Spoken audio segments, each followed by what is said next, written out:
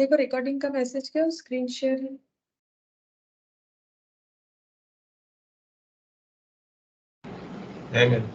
अच्छा, तो देखो हम लोग बजट स्टार्ट किए थे लास्ट क्लास में, और एक क्वेश्चन मैंने जस्ट तुम लोग को दिखाया था कि कैसे करके कर सकते हैं। इलास्ट्रेशन 3 ये पहले कंप्लीट कर लेते, उसके बाद फ्लेक्सिबल बजट का ही 2 क्वेश्चन हम लोग पहले करेंगे। क्वेश्चन 2-4।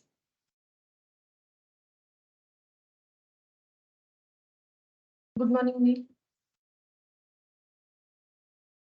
Good morning ma'am. अच्छा चलो, पहले हम लोग जो इलास्ट्रेशन 3 इनकम्प्लीट था, मतलब हमें कंप्लीट करना है। एक्चुअली ये मैंने पूरा नहीं बताया था, जस्ट बता दिया था कैसे करके करना है, तो वो पहले कंप्लीट कर लेते हैं, उसके बाद बाकी क्वेश्चन करेंगे। इलास्ट्रेशन 3 जो कि मैंने होमवर्क दे रखा था, ठीक है। अच्छा, इसमें एक बार क्वेश्चन रिकॉल करवा देते। क्वेश्चन में बोला था कि एक्शन प्लान मैन्युफैक्चरर जो कि 8000 यूनिट प्रोड्यूस करता है नॉर्मली, और इन्होंने ऐसा एजम्पशन लिया था, मतलब बजट बनाया था कि जैन में ये लोग 10,000 यूनिट प्रोड्यूस करेंगे, बट फॉर सम सर्कमस्टेंसेस, मतलब कुछ कॉन्ट्रैक्ट इनका बंद हो गया था, तो इन्होंने नॉर्मल से भी कम प्रोडक्शन किया, दैट इज 6,000 यूनिट। और जब इन्होंने ये सब बजट बनाया था, तब इन्होंने अपने फोरमैन को बोल रखा था कि अगर एक्सपेंसेस में सेविंग्स होगा, मतलब जो एस्टिमेटेड है और जो एक्चुअल, इसमें अगर सेविंग्स दिखेगा तो फोरमैन को 10% जो है सेविंग्स का बोनस दिया जाएगा। और फोरमैन जो है वो बोल रहा है मैंने तो बचाया है, जो एक्सपेंसेस है वो मैंने सेविंग्स किया है, तो मुझे क्या बोलते हैं उसे 10% बोनस दे दो। जबकि जो मतलब वर्क मैनेजर है वो बोल रहे हैं कि ऐसे सिचुएशन में किसी को बोनस क्यों दे, जब हमारा कॉन्ट्रैक्ट ही मतलब जो है बंद हो गया, मतलब कंपनी जो है अच्छा परफॉर्म नहीं कर रही है, तो हमें क्या कमेंट करना चाहिए, ऐसा कुछ बोला था क्वेश्चन में, ठीक है। मतलब इस यही पूरा चीज बोल रखा था। तो हमें कैसे करना है, हम लोग को ये देखना है कि बजटेड जो प्रोडक्शन है वो तो हमें दे रखा है 6,000 यूनिट के लिए, एक्चुअल खर्चा जो 6,000 यूनिट के लिए, प्लान तो जैन का था 10,000 यूनिट का, लेकिन हमारे पास जो मिसिंग है दैट इज 6,000 यूनिट प्रोड्यूस करने के लिए क्या क्या एक्सपेंसेस हो सकते हैं बजटेड, वो हमारे पास मिसिंग है। वो मिल जाएगा, देन हम लोग कंपेयर करके आंसर निकाल सकते हैं, ठीक है। तो इसका प्रेजेंटेशन कैसे होगा, इसमें हम लोग ऐसे लिखेंगे, flexible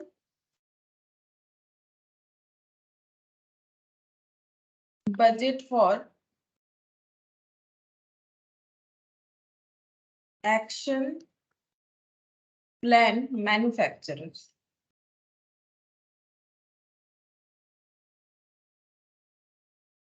for the month of Jan.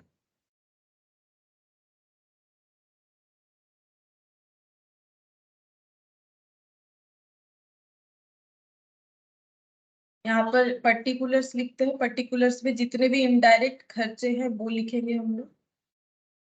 Next हम लोग बनाएंगे यहाँ पर नेचर ऑफ कॉस्ट, बना सकते हो चाहो तो नहीं भी बना सकते हो, मतलब फिक्स्ड है, वेरिएबल है, क्या है सेमी वेरिएबल, एक्चुअली वो हमें आइडेंटिफाई करना पड़ेगा इस वजह से। तो यहाँ पर लिखते हैं एक्सपेंसेस फॉर नॉर्मल मंथ, मतलब नॉर्मल प्रोडक्शन होगा तो कैसे, normal expenses for normal production, और नॉर्मल प्रोडक्शन इनका होता है हमेशा 9,000 यूनिट, ऐसा कुछ दे रखा था 8,000 यूनिट, मतलब ये जो है ये 8,000 यूनिट पे बन रहा है। अच्छा, इसके बाद एक्सपेंसेस फॉर प्लानिंग, तो प्लानिंग कितने का था, प्लानिंग था जैन के लिए 10,000 यूनिट प्रोड्यूस करेंगे, ठीक है। तो ये जो हमें डिटेल्स दे रखा है ना, ये 10,000 यूनिट के लिए, और एक्चुअली 6,000 यूनिट हुआ है, ये 10,000 प्लान फॉर जैन, ठीक है। तो expenses for planning that is 10,000, actual expenses, actual expenses ये 10,000 के लिए नहीं है, एस्टिमेट किया था 10,000, बट प्रोडक्शन ये लोग करे 6,000, जो कि नॉर्मल से भी कम है, ठीक है। अच्छा, अब हमें क्या करना पड़ेगा, और एक कॉलम बनाएंगे यहाँ पर, बजटेड एक्सपेंस फॉर 6,000, ठीक है। ऐसे भी बना सकते हो, या फिर और एक चीज भी हो सकता है, डिफरेंसेस के साथ भी हम लोग चेक करके देख सकते हैं, जैसा ठीक लगे, ठीक है। तो डिफरेंसेस के साथ भी अलग कॉलम बना के डिफरेंस भी चेक कर सकते हो, या फिर टोटल में भी डिफरेंस चेक करोगे तो भी आंसर हमें मिलेगा, ठीक है। तो यहाँ पर देखो, सबसे पहले सैलरी ऑफ फोरमैन। तो सैलरी ऑफ फोरमैन, पहले हमें ये आइडेंटिफाई करना है कि ये हम लोग का कैसा खर्चा है। तो ये हम लोग का देखो फिक्स दिख रहा है, क्योंकि जब नॉर्मल प्रोडक्शन करते हैं तो भी 1000, अगर हम लोग 10,000 यूनिट, यानी कि जो बजटेड प्रोडक्शन है उसमें भी 1000, एक्चुअली भी 1000 रुपीज हुआ, मतलब किसी भी सिचुएशन में चेंज नहीं हो रहा है।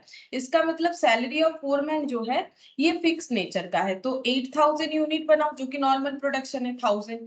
प्लानिंग के हिसाब से, बजटेड के हिसाब से बनाओ तो भी 1000, एक्चुअली भी 1000 का हुआ। तो इसका मतलब अगर हमारा बजट 6000 यूनिट के लिए बनता है तो भी 1000, मतलब डिफरेंसेस यहाँ पर कुछ भी नहीं आता है। डिफरेंसेस यहाँ पर लिख दो 0, या फिर ऐसे ही ब्लैंक रख सकते हो, ठीक है। अच्छा, फिर इसके बाद देखो बोल रहे हैं इनडायरेक्ट लेबर, खर्चे का नाम लिखेंगे इनडायरेक्ट। इनडायरेक्ट लेबर, अब ये कैसा खर्चा है चेक करो, ठीक है। 720, 900, 600, इसको चेक करने का सबसे आसान तरीका ये है कि ये जो है ये हमारे 6000 यूनिट के लिए, तो 720 डिवाइडेड बाई 6000, ठीक है। तो ये हो रहा है 0.6000 है, तो चेक करते हैं 8000, सॉरी 8000 से डिवाइड करेंगे तो 0.9। अब 900 को डिवाइड करके देखो, 900 डिवाइडेड बाई 10,000, तो भी 0.9 है ना।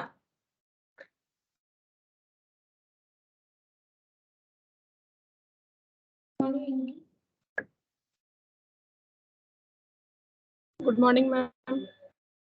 0.09, ठीक है।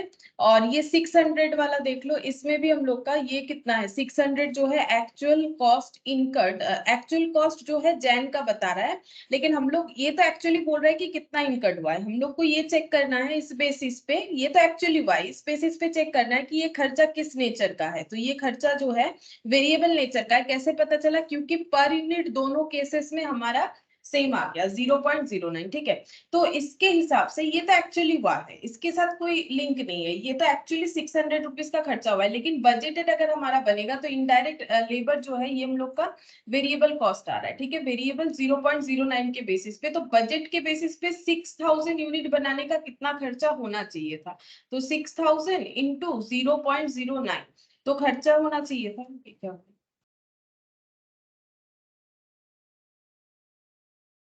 540 रुपीज, ठीक है, 540 रुपीज, जबकि एक्चुअली इनका खर्चा हुआ है 600, ठीक है। एक्चुअली इनका खर्चा हुआ है, ये देखो 600, तो इसका मतलब डिफरेंसेस जो है यहाँ पर 60 रुपीज का आ रहा है, ठीक है, 60 रुपीज का डिफरेंसेस आ रहा है। अच्छा, यहाँ पर कितना कितना होगा, एक ये बनाया हुआ है, ये देखो 720, 900, यहाँ से देख के लिख देते हैं, ठीक है। 720 और 900, ये हो गया हम लोग का इनडायरेक्ट लेबर। तो इनडायरेक्ट लेबर का खर्चा हम लोग का वेरिएबल होगा, क्योंकि इनडायरेक्ट लेबर जो है वो हमारा हर बार 0.09 आ रहा है, पर यूनिट फिक्स्ड आ रहा है इसका। लेकिन वर्किंग नोट बना लेना चाहिए, ठीक है। अभी हम इतना सारा वर्किंग नोट बनाएंगे तो काफी टाइम लग जाएगा। वर्किंग नोट हम एक बता देते हैं, देखो कैसे बनना चाहिए वर्किंग नोट, यहाँ पर पीछे एक बता देते हैं कैसे हमें एक्सप्लेन करना है। थोड़ा नीचे कर रहे हैं, अगर जगह कम हो जाए तो वर्किंग नोट में हमें ऐसे लिखना चाहिए कि indirect labour cost per unit, ठीक है।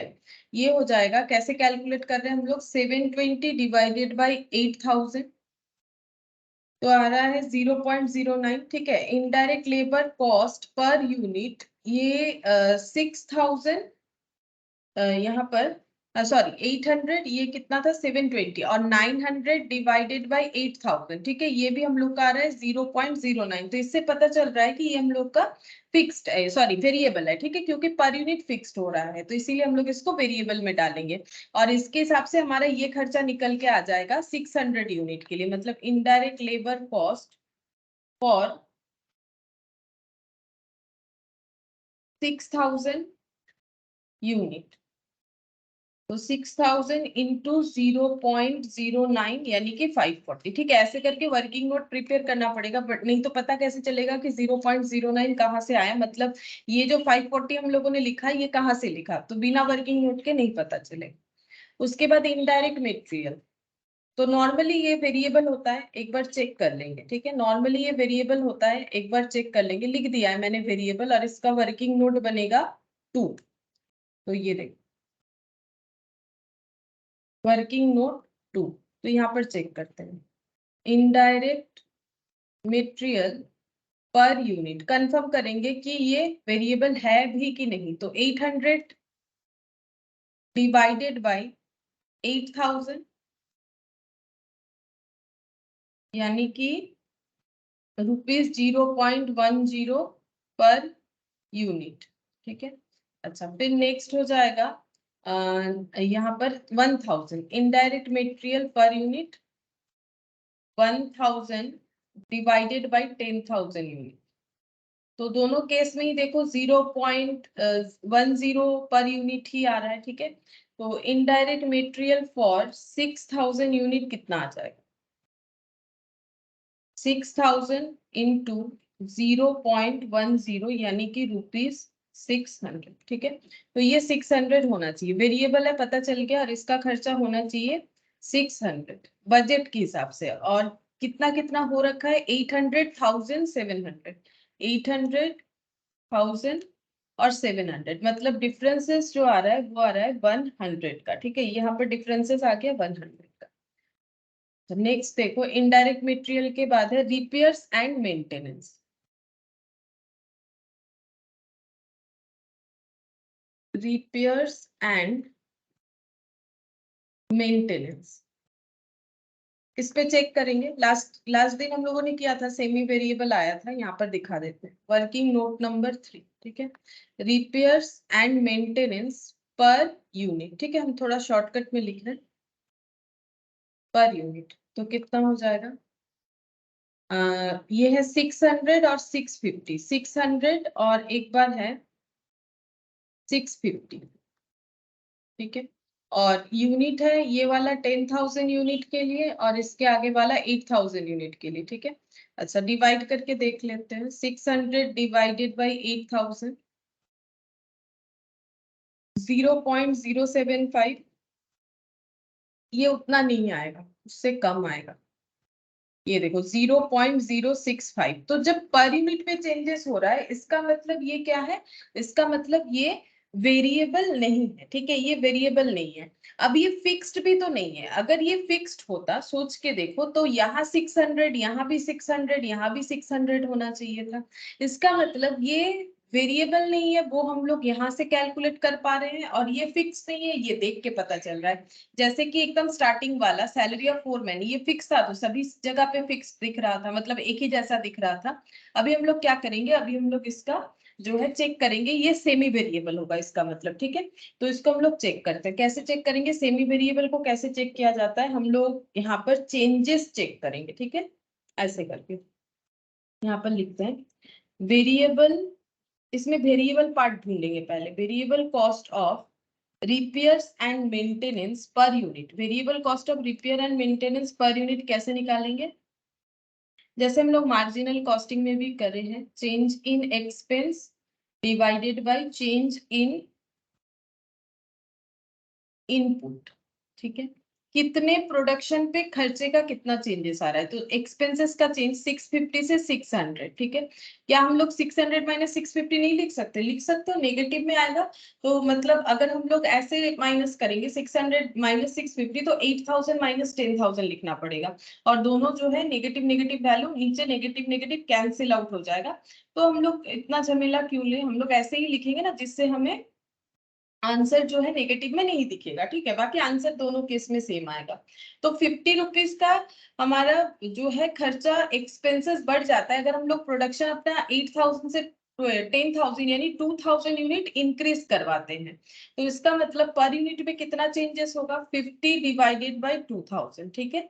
तो 0.025। अब ये वाला वेरिएबल ही क्यों हुआ, इसका लॉजिक ये होता है ना, क्योंकि वेरिएबल खर्चा एक ऐसा खर्चा है जो वॉल्यूम चेंजेस पे चेंज होता है। तो वॉल्यूम अगर 8,000 से 10,000 होगा और उसकी वजह से अगर खर्चा चेंज हो रहा है जितना पर यूनिट, ये तो total change for 2,000 unit extra production, तो फॉर पर यूनिट कितना 0.025।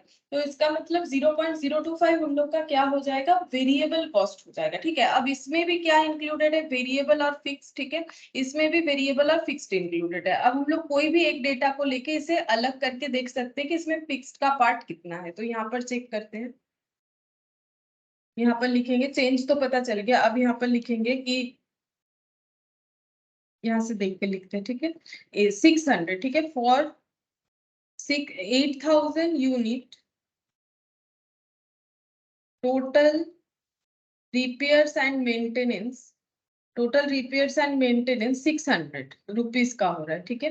अच्छा, इसमें क्या है, इसमें फिक्स्ड खर्चा भी इंक्लूडेड है, वेरिएबल भी इंक्लूडेड है, ऐसा हम लोग पता कर पा रहे हैं यहाँ पर कैलकुलेशन करके। अच्छा, अब हम लोग यहाँ से क्या करेंगे, वेरिएबल को लेस करने का कोशिश करेंगे। तो यहाँ पर ऐसे करते हैं, 600 equal to fixed cost minus variable cost. Fixed cost 400 আসছে, হ্যাঁ, फिक्स्ड कॉस्ट 400 আছে, ठीक है। ये देखो, ये 8,000 यूनिट के लिए वेरिएबल कॉस्ट कितना है, 0.025। अभी अभी हम लोगों ने कैलकुलेट किया 0.025, ठीक है। अब मल्टीप्लाई कर लेंगे, ये वेरिएबल हो गया, फिक्स्ड प्लस वेरिएबल 200, ठीक है। 600 equal to fixed cost plus 200, तो फिक्स्ड कॉस्ट इक्वल टू कितना हो जाएगा, ये इधर आने से माइनस होगा, ये इधर जाने से माइनस होगा, हम एक ही बार में कर देते हैं 400, ठीक है।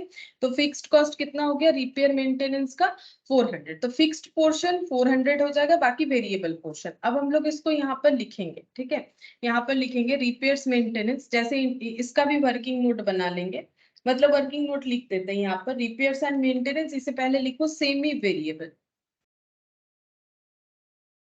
सेमी वेरिएबल, इसका हम लिखते हैं वर्किंग नोट नंबर 3, ठीक है।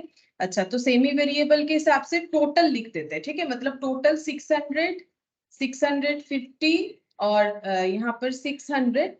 अच्छा, और ये कैलकुलेट करेंगे, ये कैलकुलेट करना पड़ेगा बजटेड वाले केस में। यहाँ पर देखते हैं, ये हो गया फॉर 8,000 यूनिट। अब यहाँ पर लिखेंगे फॉर 6,000 यूनिट, ठीक है। 6,000 यूनिट के लिए कितना हो जाएगा, फॉर 6,000 यूनिट, ये चेक करना पड़ेगा कितना होगा, तभी ना हम लोग वहां पर लिखेंगे। तो रिपेयर्स मेंटेनेंस का कितना हो जाएगा, रिपेयर्स मेंटेनेंस में वेरिएबल भी है, फिक्स्ड भी है, ठीक है। 6,000 यूनिट के लिए कैलकुलेट करेंगे, तो 6,000 इंटू 0.025, ठीक है।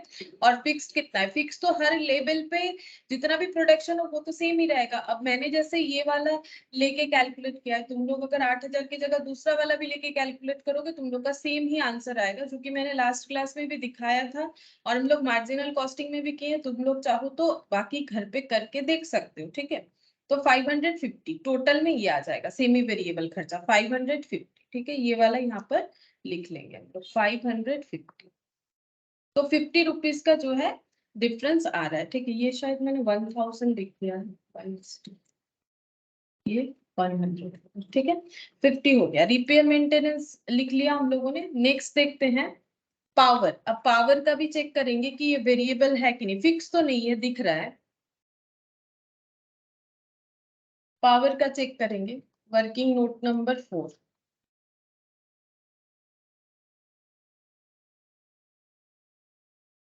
Power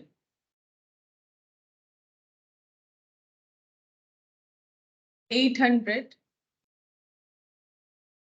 divided by 8,000 unit,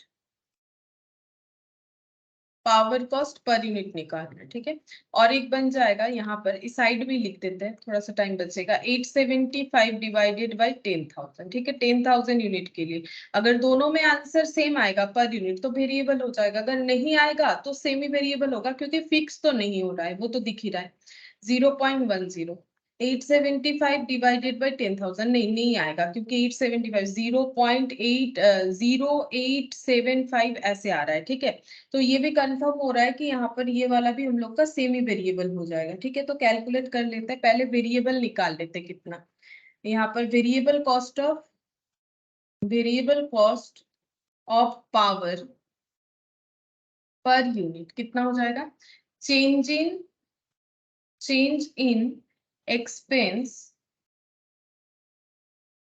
divided by change in unit या वॉल्यूम या फिर प्रोडक्शन, ऐसे लिख सकते हैं हम।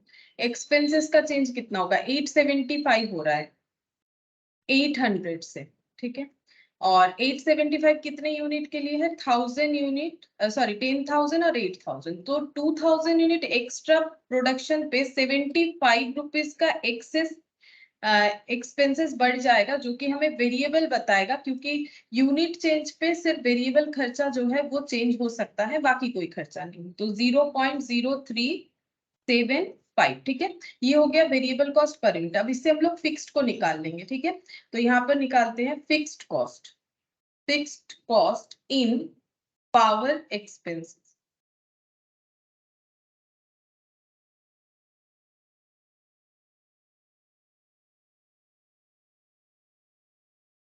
Fixed cost in power cost कैसे निकालेंगे, सिंपल तरीका है, टोटल कॉस्ट जो है कोई भी ले लो, या तो ये ले लो या तो ये ले लो। तो हम 800 ले रहे हैं, इसमें से हम लोग वेरिएबल को माइनस कर देंगे। ठीक है, क्योंकि फिक्स्ड कॉस्ट का मतलब ये फॉर्मूला देखो ना, इसको बार बार नहीं लिख रहे। Fixed cost total cost equal to fixed plus variable, तो fixed equals to total minus variable. यहाँ पर वेरिएबल कॉस्ट कितना आ जाएगा, 8000 यूनिट पे ये लगाएंगे 0.0375 को मल्टीप्लाई कर देंगे, तो इंटू 8000। ठीक है, 300 आ रहा है, 300 800 माइनस 300, तो ये हो गया 500 फिक्स्ड कॉस्ट। ठीक है, अब हम लोग को सिर्फ इतना कैलकुलेट करने से तो नहीं होगा, अभी हमें कैलकुलेट करना पड़ेगा फॉर 6000 यूनिट, तभी ना कॉलम में लिख पाएंगे। 6000 यूनिट के लिए पावर कॉस्ट कितना आएगा, तो पावर कॉस्ट कितना आएगा 6000 यूनिट के लिए, फिक्स तो हमें पता है, अभी अभी कैलकुलेट किया 500, और वेरिएबल कैसे निकालेंगे, 6000 इंटू 0.0375। ठीक है, एक ही तरह से करते जाना है। ठीक है, बहुत सारा डेटा है तो मैंने ऐसे थोड़ा उतना प्रेजेंटेशन ठीक नहीं किया है, तुम लोग अपने हिसाब से कर लो। ठीक है, लाइन बाय लाइन। तो ये हो गया 500, तो यहाँ पर 725 आएगा। तो इसका मतलब 6000 यूनिट के लिए बजट के हिसाब से 725 होना चाहिए। ठीक है, बजट के हिसाब से 725 होना चाहिए, लेकिन कितना कितना हो रखा है वो हम लोग चेक कर लेते हैं। यहाँ पर लिख दिया मैंने पावर, अच्छा पावर का 800 875 740, 800 875 740। अच्छा, पावर में यहाँ पर हमें लिखना पड़ेगा सेमी वेरिएबल। ठीक है, और इसमें वर्किंग नोट नंबर 4। फिर है टूल्स कंज्यूम्ड, चेक करते हैं ये कैसा खर्चा है। टूल्स कंज्यूम मतलब कंज्यूमेबल है, तो ये मे भी वेरिएबल होना चाहिए। चेक करते हैं 320, ऐसे करके चेक कर लेते हैं। Working note number 5, tools consumed,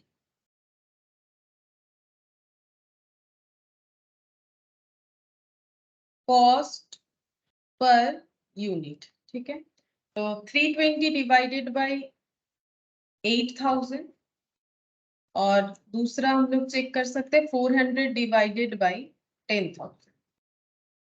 ठीक है, तो 320 बाई 8000 0.04, और ये भी वही आएगा, 10,000 से डिवाइड होगा 0.04, तो ये वेरिएबल है।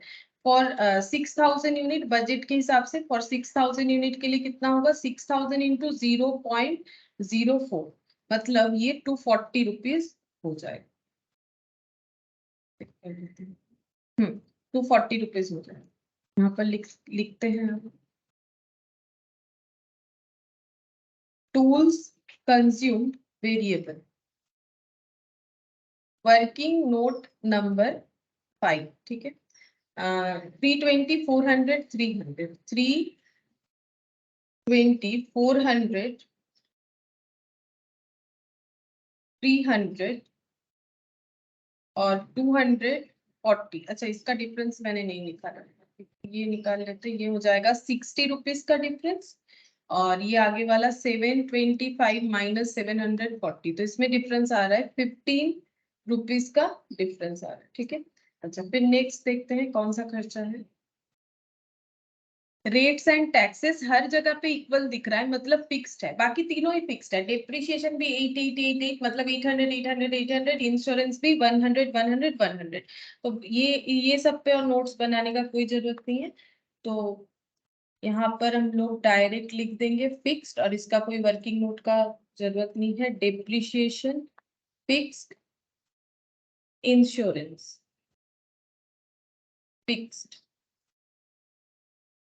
और डेटा लिखते 150 800 100 150 800 100 150 800 100 150 800 100 150 800 100। अब इसमें कोई डिफरेंसेस नहीं आएगा, फिक्स्ड है ना, तो हर लेवल पे एक ही जैसा काम करेगा। अब देखो टोटल यहाँ से देख के लिख देंगे 5290 पहले वाले कॉलम में, दूसरे वाले कॉलम में 5875,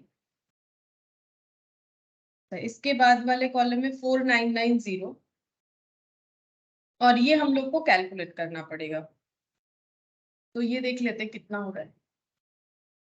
1000 प्लस 540 प्लस 600 प्लस 550 725 प्लस 240 150 4705 को तो बोलो 4705 4705।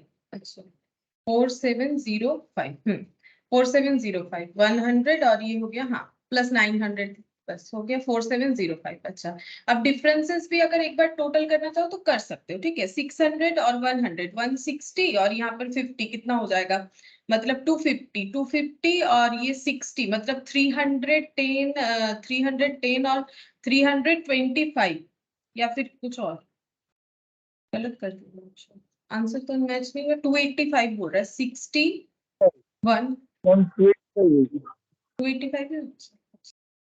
हाँ ma'am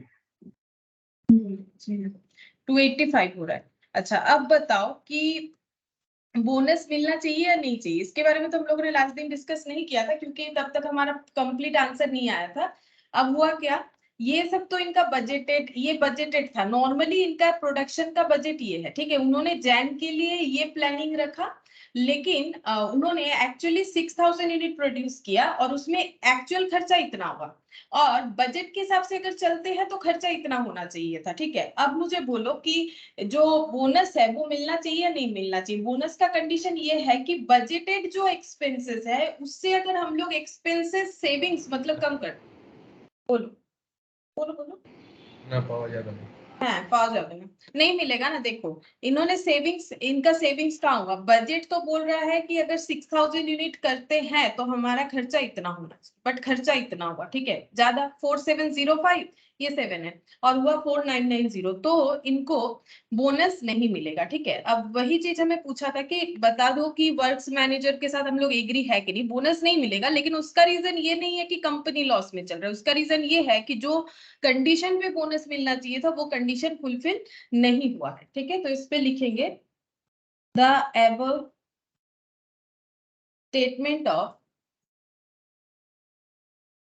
statement of flexible budget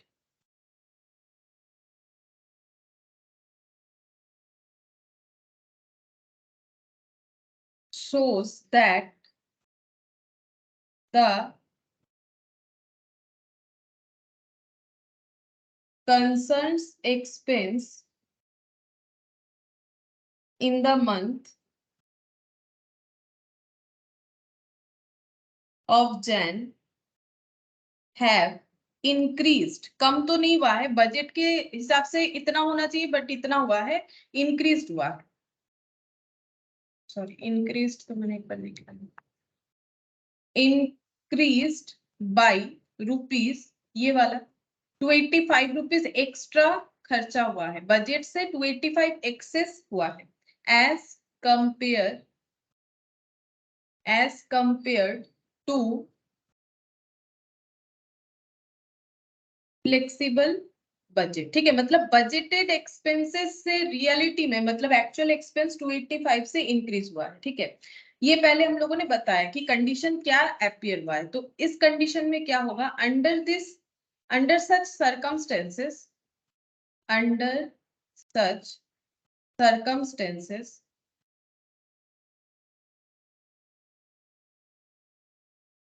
assuming the expenses are controllable, बता रहे हैं ये लाइन क्यों लिखना है, assuming the expenses are controllable and based on the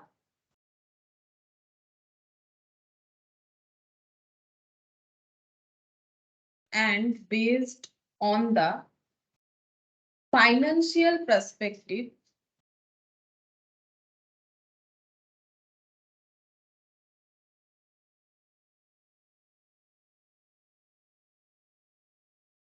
the foreman of the company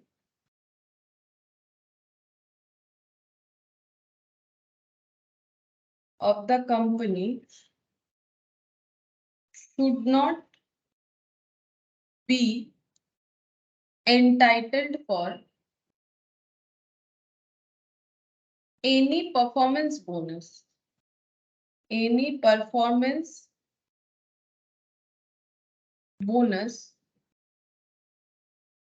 for the month of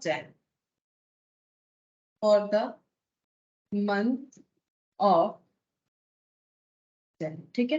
तो कंक्लूजन ये आया कि उन्हें बोनस नहीं मिलेगा, ये तो मैं पहले ही पता चल गया था, बोनस नहीं मिलेगा। क्यों नहीं मिलेगा, पहला बात है कि ये स्टेटमेंट से हमें पता चल रहा है कि बजट के हिसाब से एक्चुअली खर्चा 285 से एक्सेस हुआ है, तो बोनस नहीं मिलेगा। अब यहाँ पर एक लाइन जो हमें मतलब समझना चाहिए कि अंडर सच सर्कमस्टेंसेस अगर हमारा खर्चा इतना बढ़ रहा है, assuming the expenses are controllable, मतलब अगर अनकंट्रोलेबल है, मतलब देखो इनको कब मिलेगा, कब बोनस, ऐसा बोला गया था अगर ये खर्चे को अच्छे से मॉनिटर करके कम करने का कोशिश करते, ऐसा यहाँ पर लिखा हुआ था, केयरफुली प्लान्ड और मॉनिटर करना पड़ेगा इनडायरेक्ट मैन्युफैक्चरिंग खर्चे को, तभी जाके फोरमैन को मिलेगा। तो इसका मतलब उन्होंने अच्छे से केयर नहीं किया होगा, ऐसा मान के चल रहे हैं। मतलब ये अगर कर सकते थे, अगर करना चाहते तो कर सकते थे, मतलब एक्सपेंसेस जो है वो कंट्रोलेबल है, मतलब हम लोग चाहे तो कंट्रोल, अनकंट्रोलेबल का मतलब कैसे होता है, जैसे मान लो मार्केट में जो है रॉ मटेरियल का प्राइस बढ़ गया, तो वो तो हमारे कंट्रोल में नहीं है, तो उसके लिए हम लोग फोरमैन को जो है लायबल नहीं कर सकते। तो इसीलिए बोल रहा है कि हम लोग ये मान के चलते कि सारे के सारे खर्चे कंट्रोल कर सकता है मैनेजमेंट, यहाँ पर इस केस में फोरमैन तो मैनेज कर सकता है, मॉनिटर करके सारे खर्चे को कंट्रोल कर सकता है।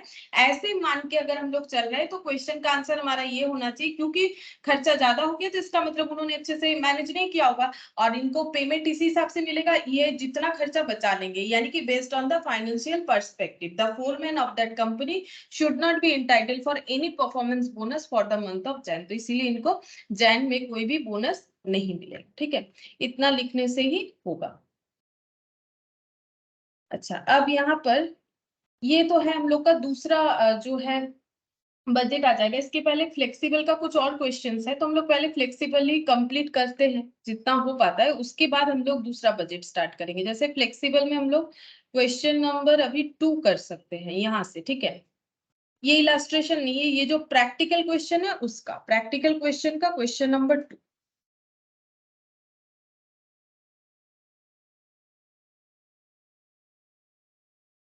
यहाँ पर क्या बोला है देखो, during the financial year 2020-2021 P limited has produce 60,000 unit operating eight 50% capacity level. तो बोल रहा है कि जो कंपनी पी लिमिटेड है उन्होंने 60,000 यूनिट प्रोड्यूस किया है, जो कि कंपनी का 50% कैपेसिटी लेवल पे हुआ है, मतलब 50% कैपेसिटी लेवल यूटिलाइज करके 60,000 यूनिट का production.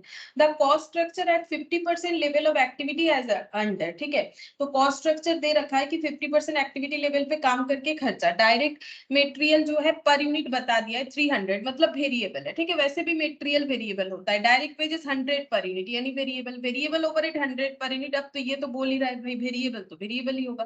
Direct expenses 60 per unit, again variable. Factory expenses में देखो यहाँ 25% फिक्स्ड बोल रखा है, यानी 25 अगर फिक्स्ड होगा तो वेरिएबल कितना होगा 75, ठीक है। अब इसको कैसे कैलकुलेट करेंगे, ये 80 का हम लोग दो पार्ट करेंगे, दो पार्ट इन द सेंस 25 और 75। सेलिंग डिस्ट्रीब्यूशन का भी 80% वेरिएबल, तो 20% कितना हो जाएगा फिक्स्ड हो जाएगा। अब इस पे कैलकुलेट करना पड़ेगा। ऑफिस एडमिनिस्ट्रेशन 100% फिक्स्ड बोला है, ठीक है, तो फिर ये 100% फिक्स्ड रहेगा, कोई भी लेवल ऑफ एक्टिविटी पे इतना ही रहेगा।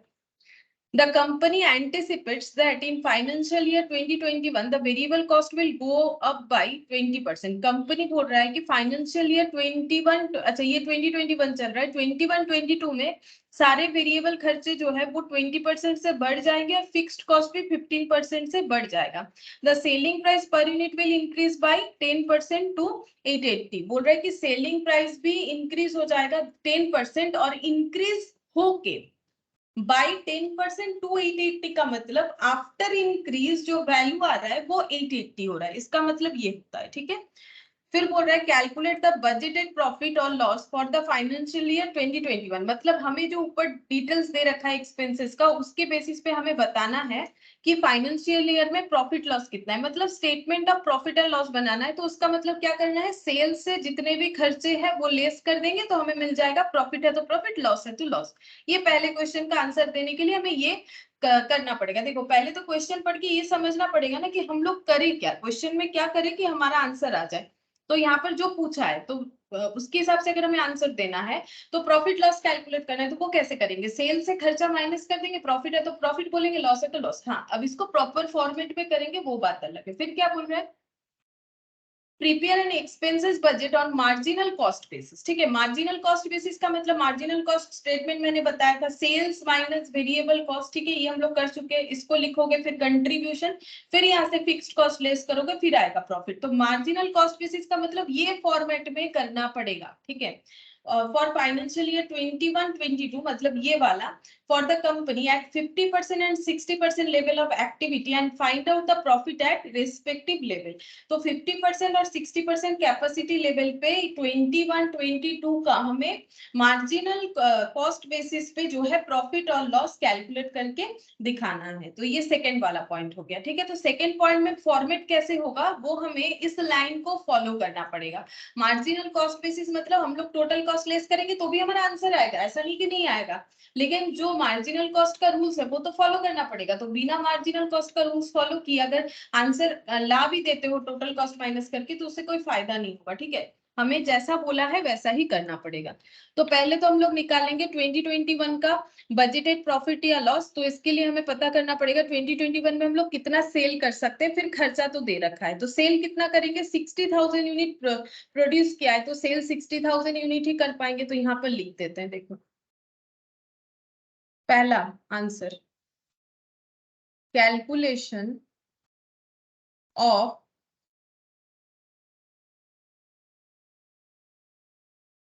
budgeted profit for the financial year 2021 particulars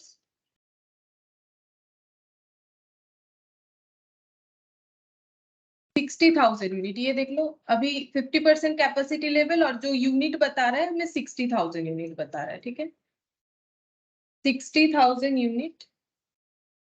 अब हम लोग पर यूनिट भी लिख लेंगे क्योंकि देखो क्वेश्चन हमें ना पर यूनिट में ही दे रखा है, तो पर यूनिट लिख के मल्टीप्लाई करके लिखेंगे। अगर नहीं कॉलम करना चाहते हो पर यूनिट का तो भी होगा, ऐसा नहीं है, जरूरी नहीं है कि करना ही पड़ेगा, लेकिन टोटल का तो करना पड़ेगा, ठीक है। नहीं तो कैसे कैलकुलेट करेंगे, अब पर यूनिट क्वेश्चन में गिवन है तो इसे लिखेंगे और मल्टीप्लाई करके आंसर दे देंगे। और यहाँ पर हो गया अमाउंट, टोटल अमाउंट। अच्छा सबसे पहले हम लोग लिखेंगे सेल्स, ठीक है। अच्छा ये सब रुपीस में होगा, मैंने यहाँ पर रुपीस में लिख दिया। सेल्स जो है वो कितना हो जाएगा, सेल्स का रुपीस बता सकते हो, सेल्स पर यूनिट कितना करके इस लाइन से चाहो तो बता सकते हो। सेलिंग प्राइस जो है वो इंक्रीज 10% होने के बाद 880 हो रहा है, ठीक है। ये 21-22 में सेलिंग प्राइस जितना था आफ्टर इंक्रीजिंग 10% इट बिकम 880। तो पहले कितना था बोलो, पहले कितना था? नहीं बोल सकते हो? क्यों नहीं बोल सकते हो, ये तो आसान है। 800 का ये देखो 10% इंक्रीज हुआ है, तो पहले कितना, अगर हम लोग मान लेते हैं पहले 100 था तो अभी 110 है, तो 110 इक्विवेलेंट टू 880 है ना। 880 जो है वो 110 की इक्विवेलेंट है, तो 100 इक्विवेलेंट कितना हो जाएगा 800, और 800 पे 10% इंक्रीज करके देख लो 880 हो जाएगा, क्योंकि यहाँ पर बता दिया है ना 2880, मतलब इंक्रीज होने के बाद का वैल्यू 880 है। तो हमें ना सेलिंग प्राइस डायरेक्टली नहीं बताया, लेकिन ये लाइन से जो है हमें सेलिंग प्राइस को कैलकुलेट करना पड़ेगा। तो इंफॉर्मेशन हमें इस पैटर्न में दे रखा है, ठीक है। तो यहाँ पर सेलिंग प्राइस पर यूनिट लिखेंगे, क्योंकि हमें यूनिट तो पता है लेकिन पर यूनिट तो नहीं पता है ना, तो मल्टीप्लाई कैसे होगा। तो पर यूनिट यहाँ पर लिखेंगे 800, ठीक है। अब ये 800 कैसे आएगा, 880 हम यहाँ पर लिख देते हैं इन डिवाइडेड बाय 100 इंटू 100 करके, 110 इंटू 100, तो यहाँ पर हो गया 800, ठीक है। इसका चाहो तो ना वर्किंग नोट बना सकते हैं। 800 इंटू 60 कितना हो जाएगा 48, और 4 और 2 60, तो ये हो जाएगा 4 करोड़ 80 लाख, ठीक है। ये हो गया सेल्स। अब नेक्स्ट लिखेंगे वेरिएबल कॉस्ट। अच्छा यहाँ पर हमें ना कोई फॉलो नहीं करने बोला है कि कोई मार्जिनल कॉस्ट फॉर्मेट फॉलो करो या फिर कुछ, तो हम लोग मार्जिनल कॉस्ट फॉर्मेट फॉलो करके ही कर देते हैं, क्योंकि इसमें भी तो सेम फॉलो करना है, तो हम लोग इस पे भी वही फॉलो कर लेते हैं, जबकि क्वेश्चन कुछ हमें बोला नहीं है। तो सेकंड वाले पे जब बोल दिया तो फर्स्ट वाले पे भी वही अप्लाई कर लेते। टोटल कॉस्ट के जगह हम लोग इंडिविजुअली करते, तो वैसे भी देखो इंडिविजुअली दे रखा है, ये वेरिएबल ये फिक्स, ठीक है। सबसे पहले डायरेक्ट मटेरियल वेरिएबल कॉस्ट में ये क्लोज कर देंगे, डायरेक्ट मटेरियल। अच्छा डायरेक्ट मटेरियल 300 पर यूनिट, ठीक है। 300 पर यूनिट, तो 60 इंटू 3 मतलब 18, 1 करोड़ 80 लाख। डायरेक्ट मटेरियल के बाद आ रहा है direct wages 100 per unit, direct wages 100 per unit, तो 100 इंटू 60,000, तो ये हो जाएगा 60 लाख। अच्छा कैलकुलेशन देखते जाओ ना, गलत ना हो जाए। Variable overhead, variable overhead 100 per unit मतलब 60 इंटू 100 मतलब वही 60 लाख। वेरिएबल ओवरहेड के बाद direct expense 60 per unit,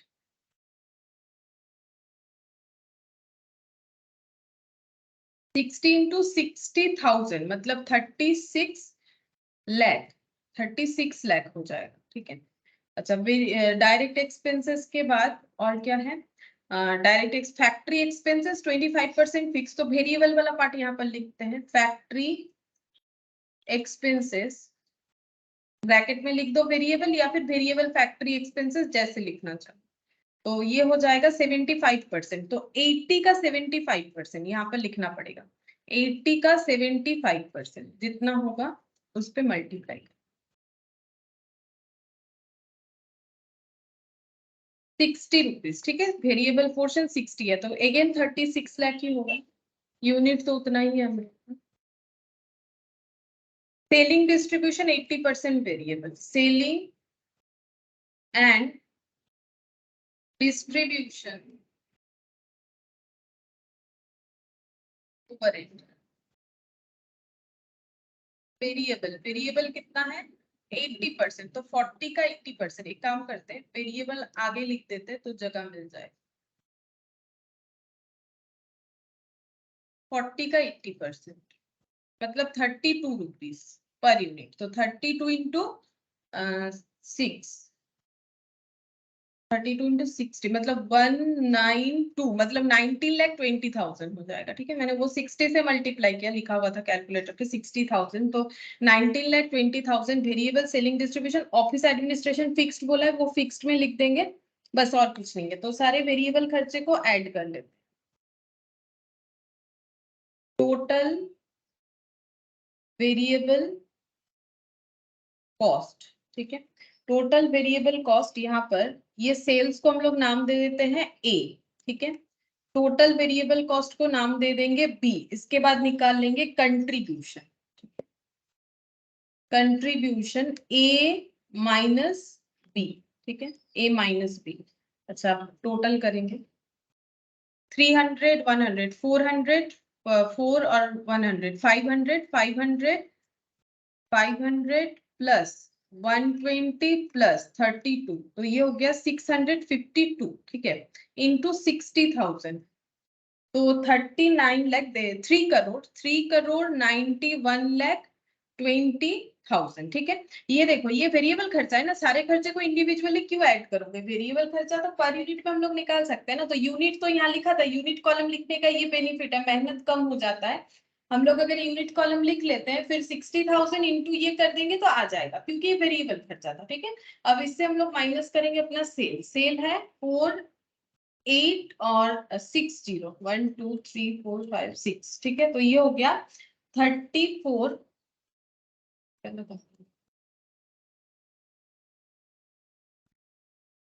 ma'am ঠিকই আছে, আগেরটা 391 ক্রোর ছিল, লাস্টেরটা 2 লাখ 391 ক্রোর 20 লাখ হবে না, 2 লাখ হবে। এটা এটা ভুল আছে, এটা এটা ঠিক আছে। 20,000 না ম্যাম, ওটা 2 লাখ আছে। 20 লাখ সেকেন্ড মেবি, দাঁড়াও। এটা তো আমার আনসার তো দেখাচ্ছে এটা ঠিক আছে। এইটা আছে, ঠিক আছে না, ক্যালকুলেশন ঠিক আছে, তখন আমি মনে হচ্ছে কিছু মাইনাস ভুল করছি। अच्छा, ये हो गया 652, ठीक है। पर यूनिट ये डिवाइडेड बाय 60,000 कर लो, पर यूनिट मिल जाएगा। सॉरी 60,000 नहीं, ये हो गया 888, ठीक है। और इसमें डिवाइडेड बाय अगर हम लोग 60,000 यूनिट करेंगे तो पर यूनिट कंट्रीब्यूशन पता चल जाएगा। कभी कभी क्या होता है, इससे लिखते लिखते डिवाइड जो है 60,000 6 लाख लिख दिया था, जो भी हो 148 होगा, ठीक है। कंट्रीब्यूशन पर यूनिट 148 हो जाएगा। सबसे बेस्ट है माइनस कर लो ये 800 से 652, तो कैलकुलेट होके आ गया, कंट्रीब्यूशन हो गया, ठीक है। अब हम लोग लेस करेंगे यहाँ से फिक्स्ड कॉस्ट। नेक्स्ट लिखेंगे फिक्स्ड कॉस्ट, फिक्स्ड कॉस्ट, ठीक है। फिक्स्ड कॉस्ट में कितना सारा फिक्स्ड कॉस्ट आएगा, ये वाला आ जाएगा, factory expense, selling distribution, factory expense, selling and distribution. इसमें पर यूनिट नहीं लिखना चाहिए, ठीक है। फिक्स्ड खर्चे का पर यूनिट से कोई मतलब नहीं है।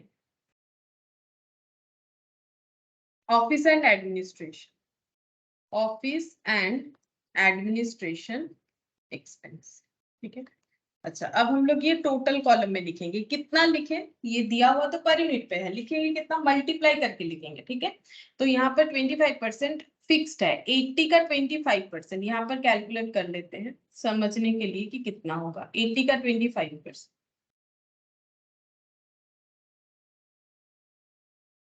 20 इंटू 60,000 मतलब 12 lakh.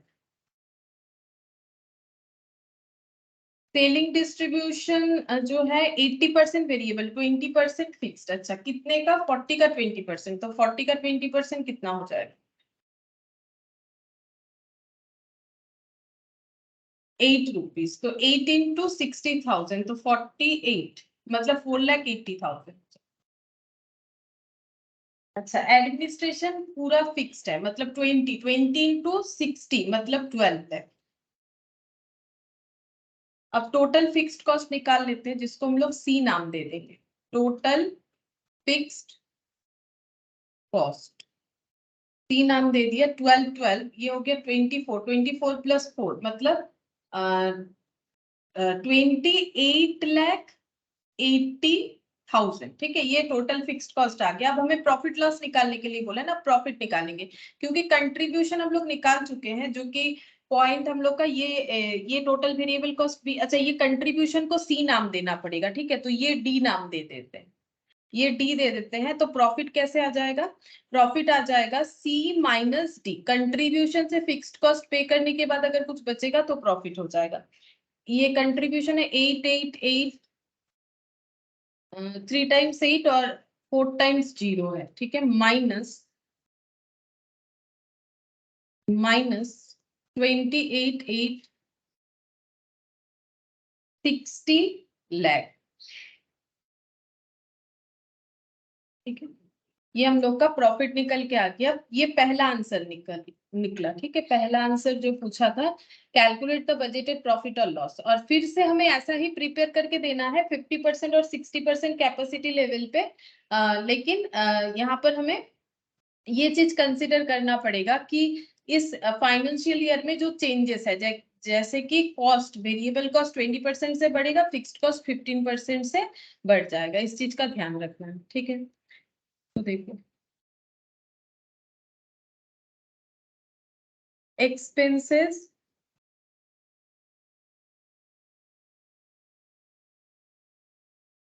budget of P Limited for the financial year 2021-2022 at 50% and 60% level.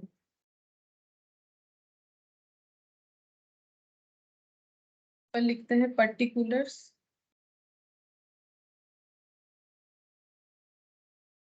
60,000 unit. ठीक है, 50% लेवल पे 60,000 यूनिट, क्योंकि ये तो लेवल हमारा कोई चेंज नहीं हो रहा है, तो 50% लेवल यानी 50,000 यूनिट। तो यहाँ पर लिख दिया मैंने 60,000 यूनिट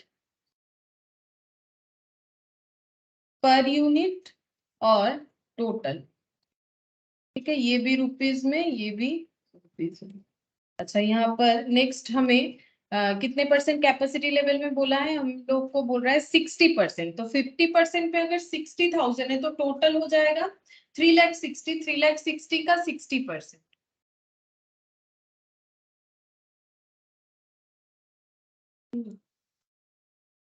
60,000 डिवाइडेड बाई, ये 50% पे बोला है। अच्छा, 50% इंटू 70%, सॉरी 60%, 72,000 यूनिट का। ठीक है, 72,000 यूनिट पर यूनिट और टोटल। ठीक है, ये कैलकुलेट कर लिया हम लोगों ने यूनिटरी मेथड करके, कितना हो रहा है। अच्छा, सबसे पहले लिखेंगे सेल्स।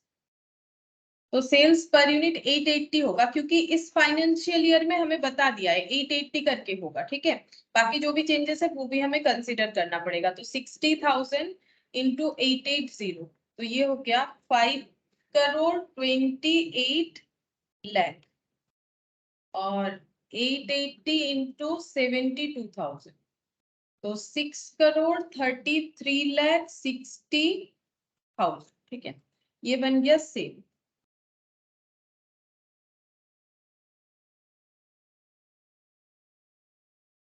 इसके बाद वेरिएबल खर्चे लिखेंगे। तो पहले लिखते हैं वेरिएबल कॉस्ट। अच्छा, वेरिएबल कॉस्ट में सबसे पहले आ जाएगा डायरेक्ट मटेरियल। ठीक है, अच्छा, डायरेक्ट मटेरियल बोल रहा है कि इस फाइनेंशियल ईयर में सभी वेरिएबल कॉस्ट 20% से इंक्रीज हो जाएगा। तो ये 300 था, तो ये कितना हो जाएगा? 300 पे 20% लगाओ। ठीक है, 300 पे 20% लगाओ, तो ये हो जाएगा 120 इंक्रीज प्लस 300, मतलब कितना हो जाएगा? एक मिनट, गलत हो गया क्या? कितना मैम अप्लाई करना? 360। 360 होगा ना? हाँ, 20%, हाँ 60 रुपीज होगा। 300 पे 20% है। ठीक है, ये हो गया 60 रुपीज प्लस 360। ठीक है, तो ये 300, मतलब 360। Direct material 360 into 60,000, 36। फिर से गलत हो रहा है लग रहा है, पता नहीं कैलकुलेटर में क्या हो रहा है। 60,000 हाँ ये ठीक है, 2,16 लाख, ये भी 360 रहेगा क्योंकि वेरिएबल कॉस्ट तो पर यूनिट उतना ही होगा, बस मल्टीप्लाइड बाय यूनिट कर देना है। 72,000 इंटू 360, 2,59,20,000, ठीक है, ये हो गया। अच्छा, डायरेक्ट मटेरियल के बाद डायरेक्ट वेजेस या फिर लेबर, ये भी 20% बढ़ेगा, तो 100 पे 20% मतलब 20 रुपीज यानी 120, ठीक है। तुम लोग चाहो तो इसका ना एक डिटेल्स जो है वर्किंग नोट बना के कर सकते हो कि कैसे बढ़ रहा है, जिनको लिख के करना है, ठीक है। अभी हम और उतना लिख के नहीं दिखा रहे। तो डायरेक्ट वेजेस 20% बढ़ेगा, तो 100 था 120 हो गया, 120 इंटू 60,000, तो ये हो जाएगा 72 लाख। 72 लाख, 12 इंटू 72, देखते हैं कितना होता है। 12 इंटू 72 ये होता है 864, मतलब 86,40,000 हो जाएगा। 120 86,40,000। अच्छा, ये बन गया डायरेक्ट वेजेस। इसके बाद वेरिएबल ओवरहेड, वेरिएबल ओवरहेड था 100 पे वही सेम डेटा हो जाएगा 120, ये भी टोटल इतना ही 72 लाख, सेम डेटा से मल्टीप्लाई होगा तो आंसर भी सेम आएगा ना, 86,40,000। अच्छा, इसके बाद वेरिएबल ओवरहेड के बाद डायरेक्ट एक्सपेंस, डायरेक्ट एक्सपेंस ये था 60 रुपीज। 60 रुपीज पे 20% मतलब 60 इंटू 20 मतलब 12 रुपीज, 12 और 60 मतलब 72 रुपीज हो जाएगा। तो 72 इंटू 60,000, 43,20,000, 72 इंटू 72, 5184, 51,84,000 हो जाएगा, ठीक है। ये डायरेक्ट एक्सपेंस हुआ। और क्या खर्चा है? डायरेक्ट एक्सपेंसेस के बाद factory expenses, variable factory expenses, variable factory expense, ठीक है। ये कितना था variable factory expenses? Variable portion कितना था? 80 का 25%, यहाँ पर चेक करते हैं वेरिएबल पोर्शन कितना था। 60 रुपीज, 60 पे 20% इंक्रीज मतलब वही 12 रुपीज यानी 72, सेम डेटा हो जाएगा। जो डायरेक्ट एक्सपेंसेस का डेटा है वही वाला यहाँ पर हो जाएगा, तो 72 पर यूनिट, टोटल में 43,20,000, फिर से 72 यूनिट मतलब पर यूनिट, और यहाँ पर 51,84,000, ये हो गया वेरिएबल फैक्ट्री एक्सपेंसेस। और है variable selling and distribution expenses, ठीक है। Selling and distribution expenses 80% variable था, तो 80% वेरिएबल का मतलब कितना था? 32, 32 पे 20% इंक्रीज करवाना है, 32 इंटू 20%, 6.4 प्लस 32 मतलब 38.4 रुपीज, ठीक है। 38.4 इंटू 60,000, 23,04,000। ये भी 38.4 इंटू हो जाएगा 70,000, सॉरी 72,000।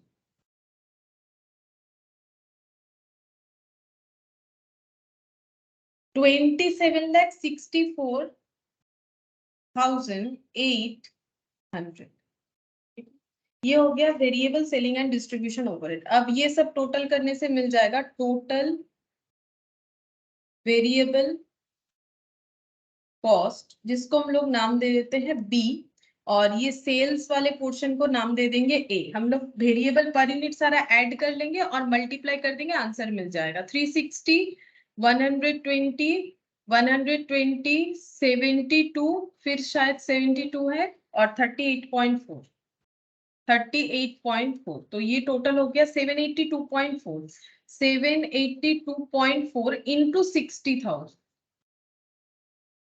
तो 4,69,44,000, और इससे सेल वैल्यू को माइनस कर देते हैं, -52,850, ठीक है। तो 58 प्रॉफिट आएगा, क्योंकि मैंने वो जो है सॉरी कंट्रीब्यूशन जो है पॉजिटिव आएगा, क्योंकि मैंने माइनस जो है बाद में किया इसीलिए नेगेटिव दिख रहा है, आंसर पॉजिटिव आएगा। कंट्रीब्यूशन हमारा सी ए माइनस बी करके मिल जाएगा, तो कितना हो जाएगा? 58 56 और ये 30 और 880 सेल्स माइनस वेरिएबल कॉस्ट 782.4, तो ये हो गया 97.6। ठीक है, अच्छा अब ये आगे यहाँ पर भी कर लेते हैं, यहाँ पर भी सेम ही आएगा हम लोग का, वेरिएबल कॉस्ट पर यूनिट थोड़ी ना कभी चेंज होता है, तो ऐड करोगे तो सेम ही मिलेगा। तो 782.4 इंटू 72,000, ठीक है, तो ये वाला बिना ऐड किए हम लोग ऐसे मल्टीप्लाई करके भी निकाल सकते हैं, मतलब ऐसे ही निकालना चाहिए ना, टाइम बचेगा।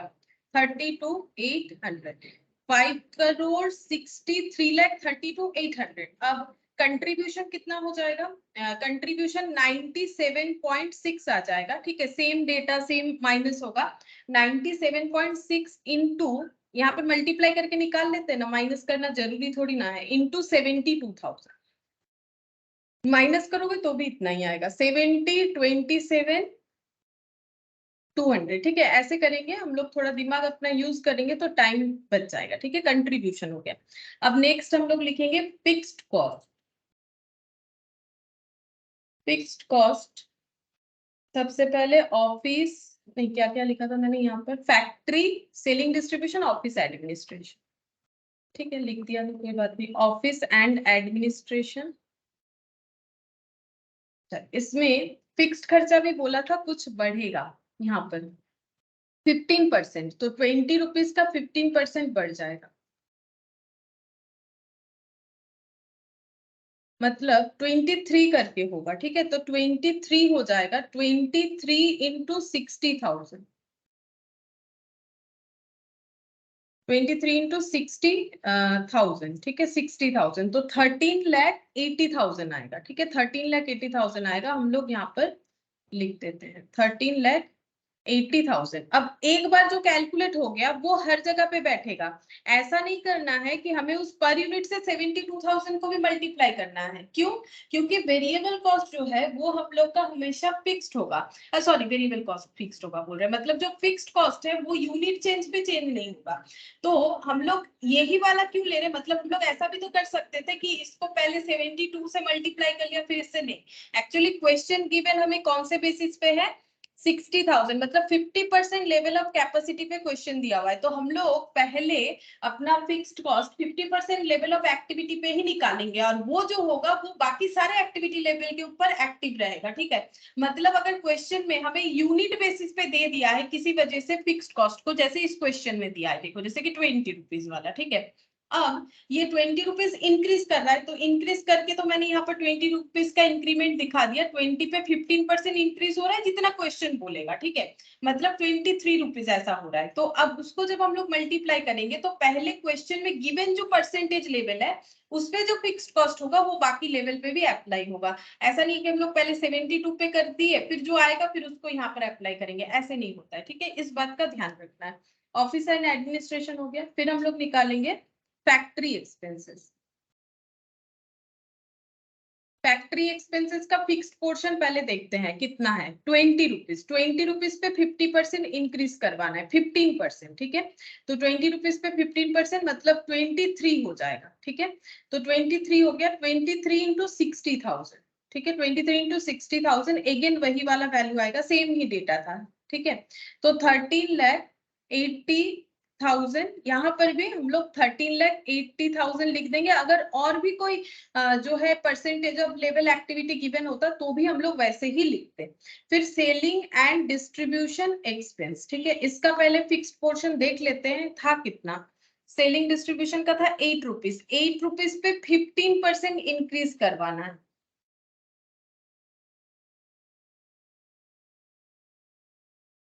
वन पॉइंट टू, मतलब 9.2 इंटू 60,000, तो ये हो गया 5,52,000। और यहाँ पर भी सेम हो जाएगा 5,52,000। इसे फिर से कैलकुलेट नहीं करना है वेरिएबल की तरह, अब टोटल करेंगे, दोनों केस में फिक्स्ड कॉस्ट का टोटल एज इट इज आएगा, तो 13,80,000।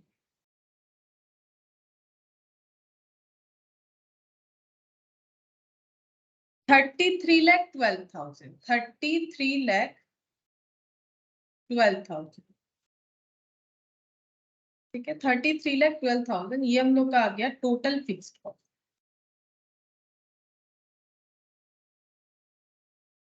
टी।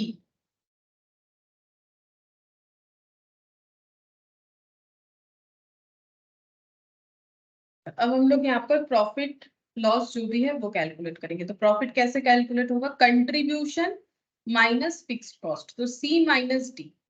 तो ये आ रहा है 3312 माइनस कर लेते हैं 5856 25 प्रॉफिट आ रहा है, ठीक है 25,44,000 और ये वाला है 27,200 3312 3715 200, ठीक है ऐसे हो जाएगा प्रॉफिट। तो हो गया, हमें जो पूछा था ये क्वेश्चन थोड़ा सा टाइम टेकिंग हो जा रहा है बिकॉज इतना बड़ा बड़ा कैलकुलेशन है तो टाइम लगेगा। ये देखो prepare and expenses bought on marginal cost हो गया कंप्लीट, इसमें और हमें कुछ नहीं करना है, ठीक है। अब हम लोग और एक जो वेरिएबल कॉस्ट का सॉरी फ्लेक्सिबल बजट का क्वेश्चन है दैट इज क्वेश्चन नंबर 4। ये देखो ये मैंने लास्ट दिन भी बोला था कि तुम लोग होमवर्क में चाहो तो कर सकते हो। ये वाला करते हैं।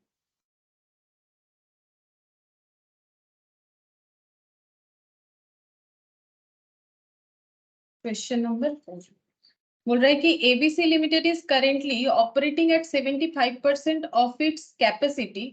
In the past 2 years the level of operations were 55% and 65% respectively। बोल रहा है कि करेंटली 75% कैपेसिटी यूटिलाइज कर रहा है और पिछले 2 साल में अगर देखा जाए तो 55 और 65 यूज कर रहा था, मतलब अभी इंक्रीज हुआ है। बेसिकली 55 था, 65 था, अभी 75 है।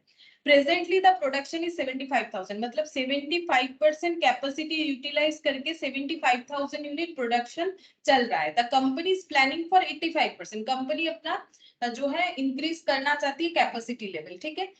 During 21-22 the cost details are as follows. तो 55% कैपेसिटी लेवल का कॉस्ट डिटेल्स, 65% लेवल का कॉस्ट डिटेल्स और 75% लेवल का कॉस्ट डिटेल्स, ये तीनों हमें गिवन है, ठीक है। मतलब पास्ट 2 years का और करंट ईयर का जो कैपेसिटी यूटिलाइज हो रहा है वो गिवन है और कंपनी फ्यूचर में 85% कैपेसिटी लेवल जो है बनाना चाह रही है। अब देखते हैं यहाँ पर बोल रहा है प्रॉफिट, ये सब तो खर्चा बता दिया, ठीक है। ये डिटेल्स देख लो, material, labour overhead, selling, distribution, administration overhead. Profit जो है वो सेल पे 20% सोचा गया है। The following increases in cost are expected during the year, मतलब इस साल, ठीक है। Current year, during the year मतलब 21-22, क्योंकि देखो करेंट ईयर कौन सा है, करेंट ईयर है हम लोग का ये देखो 21-22, ठीक है, ये करंट ईयर है। कंपनी 85% कैपेसिटी लेवल करना चाह रही है और कंपनी का ये सोचना है, एस्टिमेटेड ये है कि डायरेक्ट मटेरियल 8% बढ़ जाएगा खर्चा, मतलब जो कॉस्ट है मार्केट में बढ़ने वाला है। Labour 5%, variable overhead 5%, selling overhead 8%, factory overhead 10%, selling overhead 15%, administration overhead 15%। इस तरह से खर्चे जो है बढ़ सकते हैं। Prepare flexible budget for the period 21-22 at 85% level of capacity, also ascertain profit and contribution। मतलब मार्जिनल कॉस्ट टेक्निक से ही हमें करना पड़ेगा। हम लोग को 80 यहाँ पर डायरेक्टली बोल दिया 85% लेवल ऑफ कैपेसिटी पे हमें जो भी प्रॉफिट लॉस आएगा वो कैलकुलेट करके देना है, ठीक है, और कंट्रीब्यूशन वगैरह भी दिखाना है। अच्छा, कंपनी का नाम है एबीसी लिमिटेड, तो यहाँ पर लिख देते हैं ABC limited, budget for 85% capacity level for the period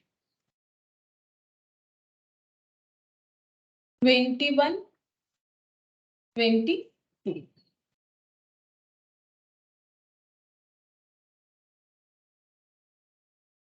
particulars per unit amount rupees। अच्छा, कितना होगा 85,000, 85% पे ना 85,000 होगा। चेक करके देखो कैसे, अगर 75% मतलब 75,000 यूनिट है तो 75,000 डिवाइडेड बाय 75 इंटू 85 कर लो तो 85,000 आ गया। तो जो हम लोग अभी बनाएंगे यहाँ पर बजट, वो यूनिट के हिसाब से 85,000 यूनिट के लिए बनेगा। 85,000 यूनिट के लिए ये जो है स्टेटमेंट हम लोग का प्रिपेयर होगा। अच्छा, सबसे पहले यहाँ पर लिखेंगे मेटेरियल, मेटेरियल का खर्चा, तो यहाँ पर लिखते हैं डायरेक्ट मेटेरियल।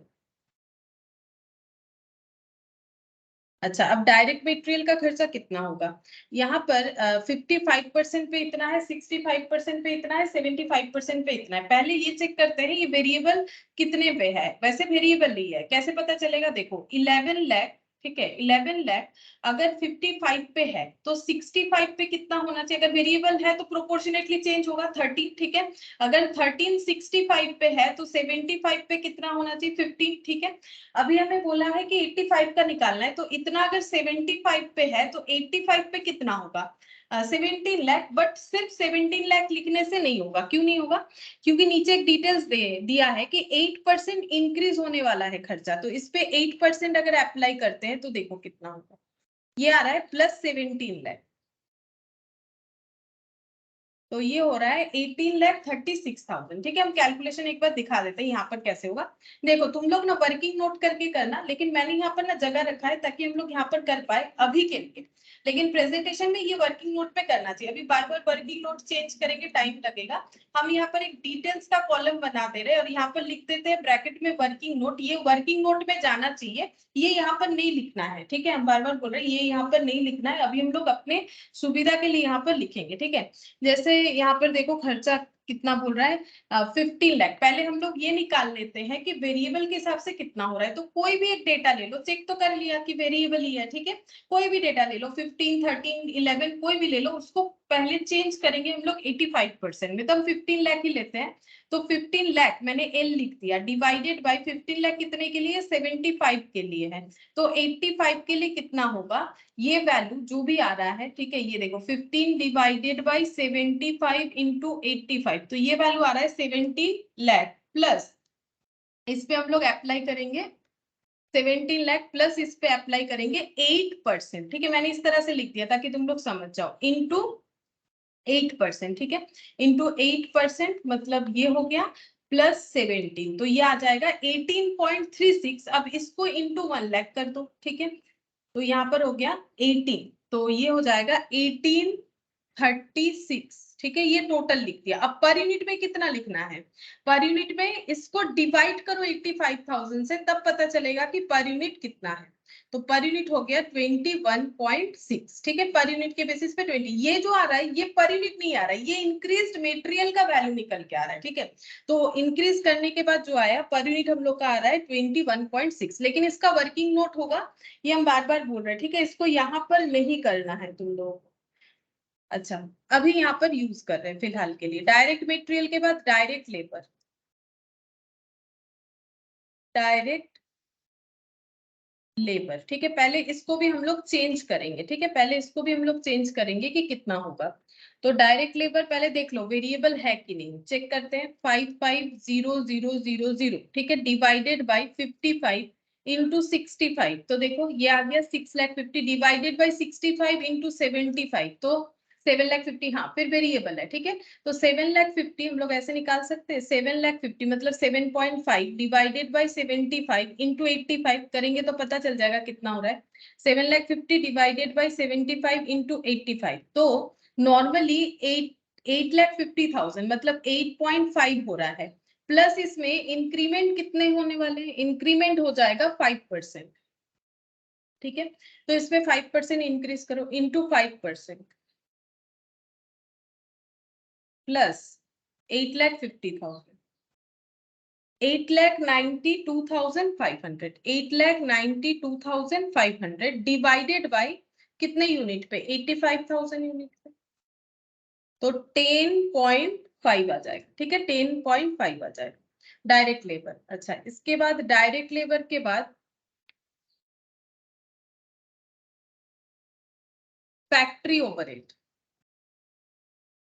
Factory overhead. अब पहले चेक करेंगे फिक्स्ड है वेरिएबल है कैसा है। फैक्ट्री ओवरहेड 3,10,000, 3,10,000 कितने यूनिट के लिए है, 3,10,000 डिवाइडेड बाय 55 इंटू 65, नहीं ये वेरिएबल नहीं है, देखो ये वेरिएबल नहीं है, जो फैक्ट्री ओवरहेड है ना ये पूरा वेरिएबल नहीं होगा, क्योंकि जब हम लोग चेक कर रहे हैं, जैसे ये देखो 3,10,000 के लिए 55, ठीक है 55, तो 65 के लिए जो होगा वो यहाँ से मिसमैच कर जा रहा है। हम लोग का आ रहा है 366 363, जबकि ये है 3,60,000, मतलब ये सेमी वेरिएबल होगा। ठीक है, फैक्ट्री ओवरहेड जो है ये सेमी वेरिएबल होगा, तो इसे हमें चेक करना पड़ेगा कि सेमी वेरिएबल कितना है।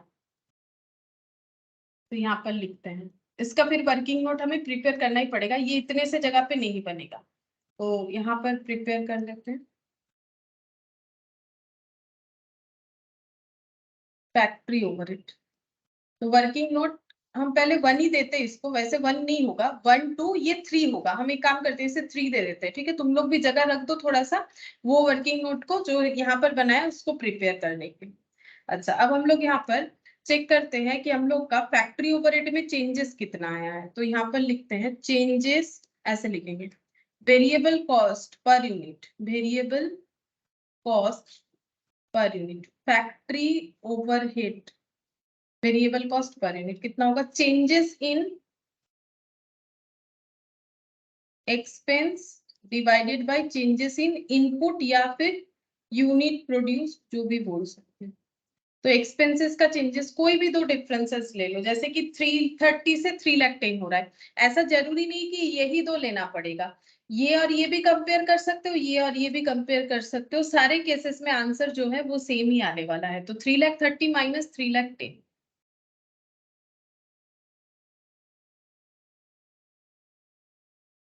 अच्छा, और प्रोडक्शन चेंजेस अगर ये दो हम लोगों ने फॉलो किया है तो उस केस में 55% और 65%। अच्छा, कितना होगा वो पहले निकालना पड़ेगा यूनिट के बेसिस पे। ठीक है, तो कैसे कैलकुलेट करेंगे, यहाँ पर ये है 75% के लिए 75,000, तो 75,000 डिवाइडेड बाई 75 इंटू 55, तो ये 55,000 हो जाएगा और ये 65,000 हो जाएगा। ठीक है, कैलकुलेट करके देख लो, 65,000 माइनस 55,000। ठीक है, तो चेंजेस कितना आ जाएगा, 20,000 डिवाइडेड बाय, ये माइनस करने से 10,000। ठीक है, तो चेंजेस कितना करके आ रहा है, चेंजेस आ रहा है ₹2 पर यूनिट, मतलब वेरिएबल कॉस्ट हो जाएगा ₹2 पर यूनिट। ठीक है, अच्छा अगर वेरिएबल कॉस्ट हम लोग का ₹2 पर यूनिट आ रहा है, ये 20,000 आ रहा है कि 2 लाख आएगा, नहीं 20,000 ही आ रहा है।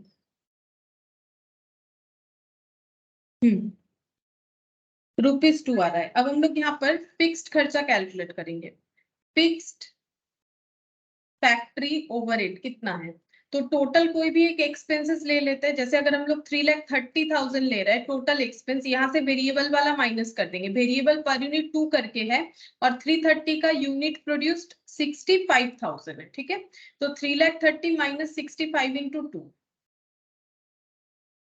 65 इंटू 2 130,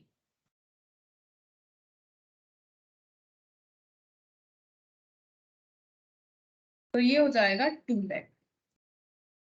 ठीक है, 2 लाख हो जाएगा फैक्ट्री ओवरहेड का खर्चा, हम लोग का फिक्स्ड खर्चा 2 लाख हो जाएगा। ठीक है, अब अगर हम लोग को कैलकुलेट करना पड़ेगा, अच्छा अब इस पे ये वाला इम्पैक्ट भी लगाना पड़ेगा, ये तो हम लोगों ने नॉर्मल सिचुएशन पे लगाया, लेकिन वेरिएबल फैक्ट्री ओवरहेड 5% से इंक्रीज होगा। ठीक है, तो नाउ वेरिएबल फैक्ट्री ओवरहेड कितना हो जाएगा, वेरिएबल फैक्ट्री ओवरहेड जो है वो हम लोग का 5% से इंक्रीज होगा, मतलब 2 प्लस 2 इंटू 5% इतना हो जाएगा पर यूनिट। ठीक है, तो 2 इंटू 5% प्लस 2 मतलब 2.10 हो जाएगा। ठीक है, 2.10 पर यूनिट हो जाएगा। अब हम लोग को ये वाला वेरिएबल वाला खर्चा यहाँ पर अप्लाई करना पड़ेगा। ठीक है, वेरिएबल वाला खर्चा हम लोग यहाँ पर अप्लाई करेंगे, तो फैक्ट्री ओवरहेड का वेरिएबल पोर्शन को हमें यहाँ पर दिखाना पड़ेगा।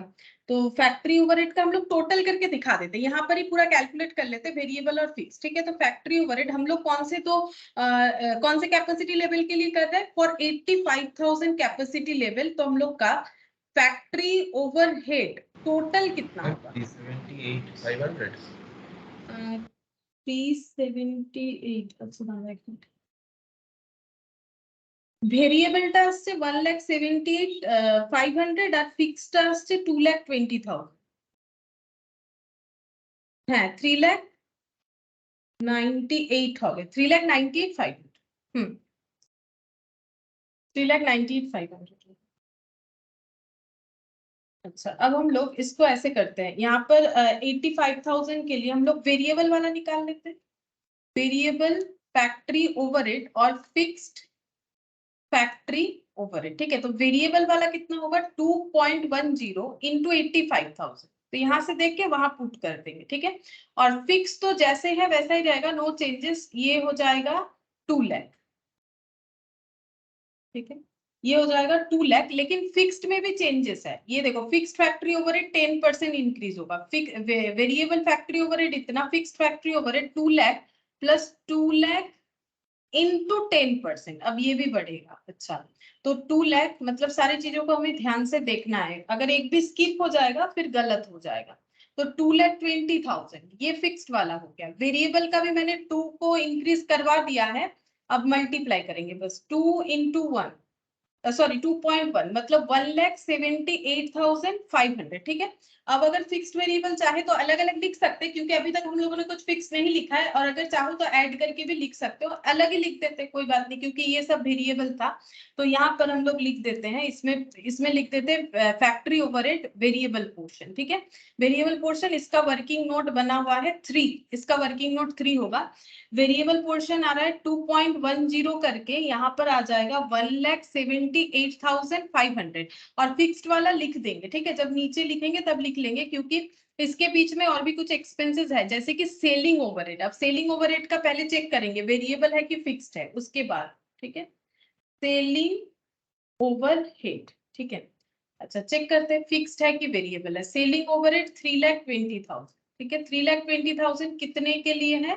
3,20,000 55% के लिए, डिवाइडेड बाय 55 इंटू 65। नहीं देखो दिख रहा है जो है 3,60,000, यहाँ पर 378 ऐसा आ जा रहा है, तो फिर ये नहीं होगा, मतलब ये भी सेमी वेरिएबल कैटेगरी में आ जाता है। तो इसका भी यहाँ पर वेरिएबल पोर्शन लिख लेंगे, फिक्स्ड को नीचे लिख देंगे, और वर्किंग नोट नंबर 4 बना देंगे। वर्किंग नोट नंबर 4 पहले निकालेंगे, variable selling and distribution overhead per unit.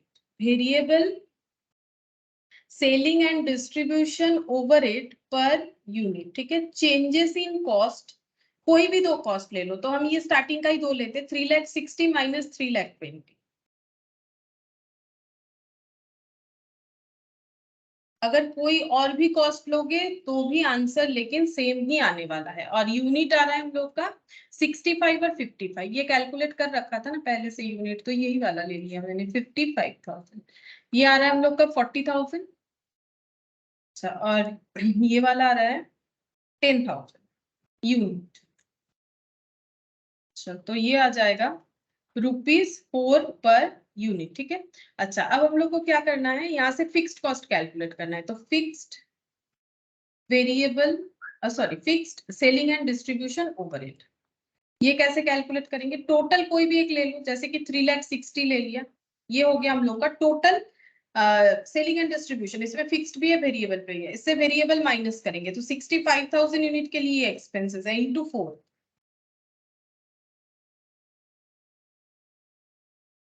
260 minus 360 मतलब 1 लाख, ठीक है। ये हो गया फिक्स्ड। अच्छा अब हम लोग को कैलकुलेट करना पड़ेगा 85,000 यूनिट के लिए। अब देखते हैं सेलिंग डिस्ट्रीब्यूशन ओवरहेड का चेंजेस क्या है। तो fixed variable selling overhead 8% increase, fix selling overhead 15% increase. तो फॉर 85,000 यूनिट, ठीक है, सेलिंग एंड डिस्ट्रीब्यूशन ओवरहेड कितना होगा? तो यहाँ पर लिखते हैं variable selling and distribution overhead, ये हो जाएगा 85,000 unit multiplied by 4 plus 4 into, यहाँ पर डायरेक्टली कर देते हैं, ये है 8%, 8% इंक्रीज होगा, ठीक है। अब चेक करते हैं 4 पे पहले 8% इंक्रीज करवाएंगे, प्लस 4 4.32 इंटू 85 3,67,200, 3,67,200। अब इसी तरह से फिक्स्ड भी निकाल लेंगे, यहाँ पर करना पड़ेगा। फिक्स्ड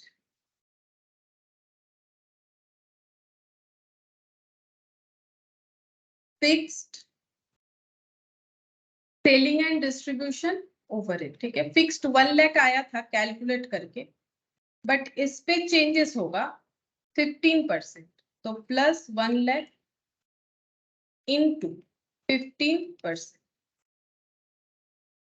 मतलब 15,000 है।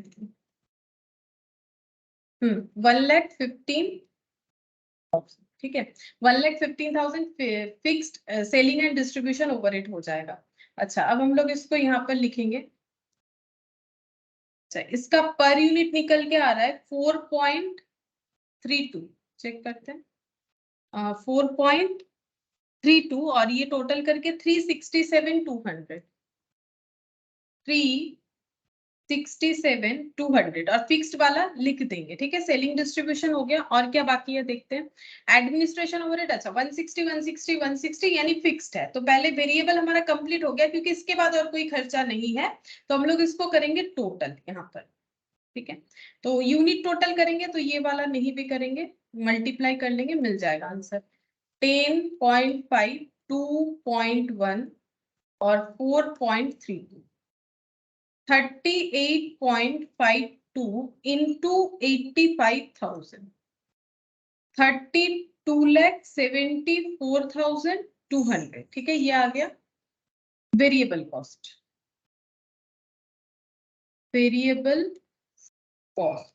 टोटल। अच्छा, अब नीचे फिक्स्ड वाला खर्चा लिखेंगे। फिक्स्ड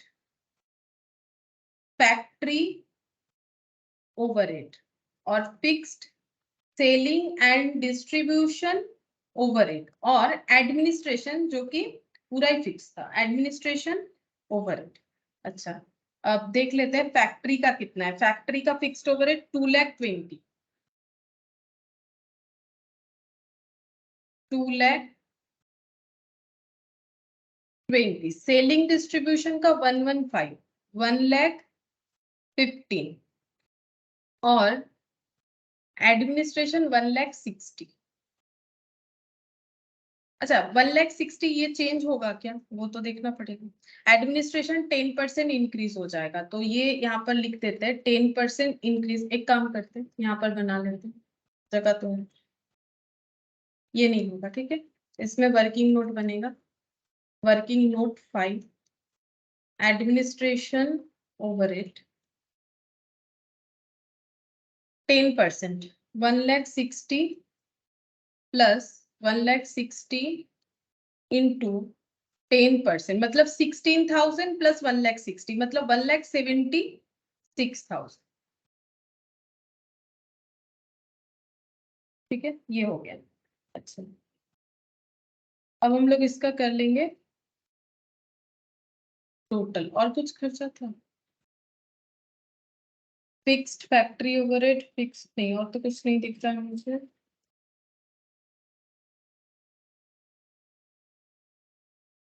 टोटल कर लेते हैं फिक्स्ड कॉस्ट का। टोटल फिक्स्ड कॉस्ट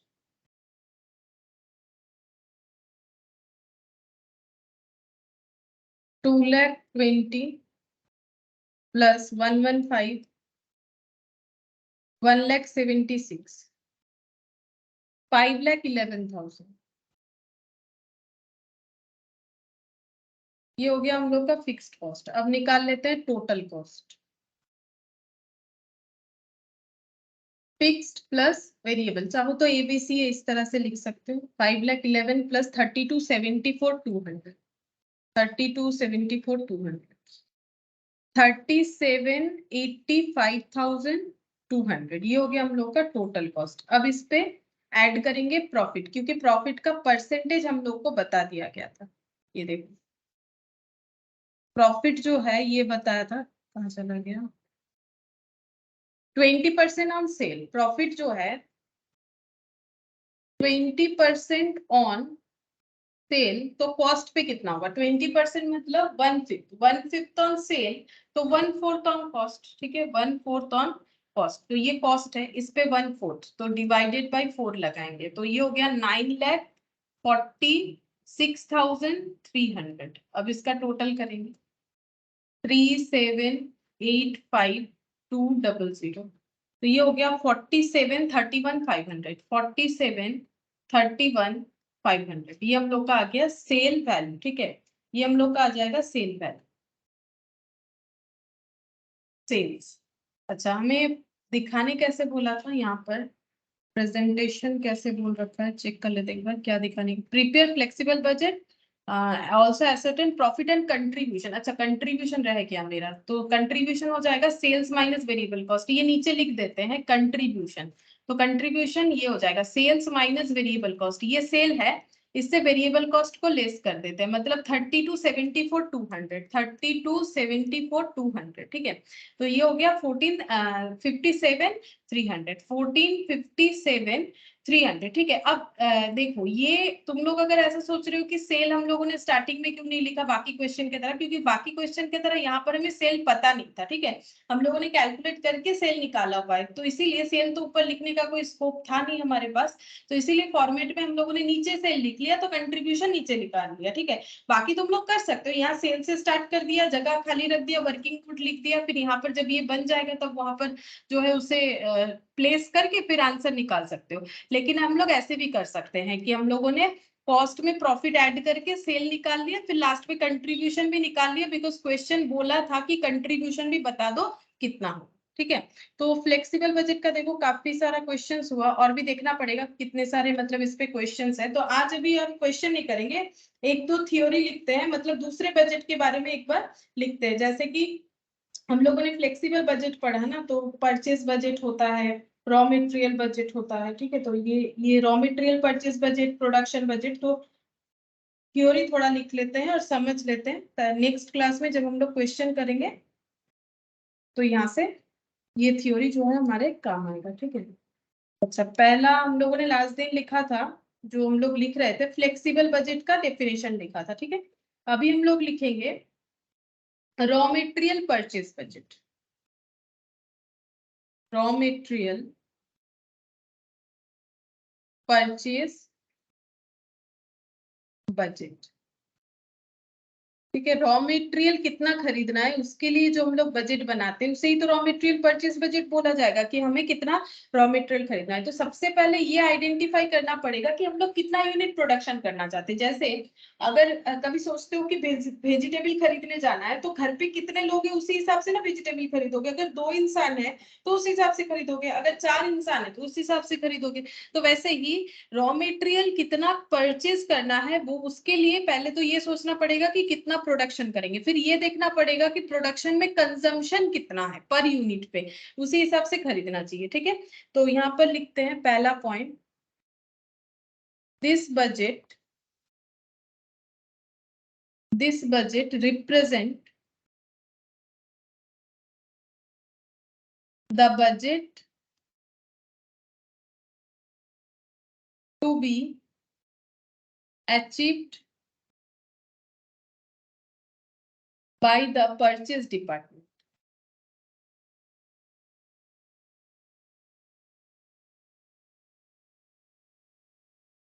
तो ये बजट कौन बनाता है ये बजट बनाता है purchase department.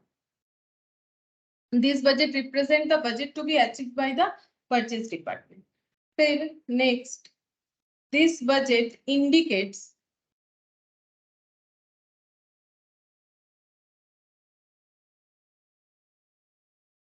The quantity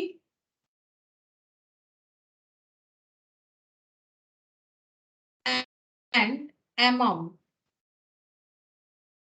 of purchase to be made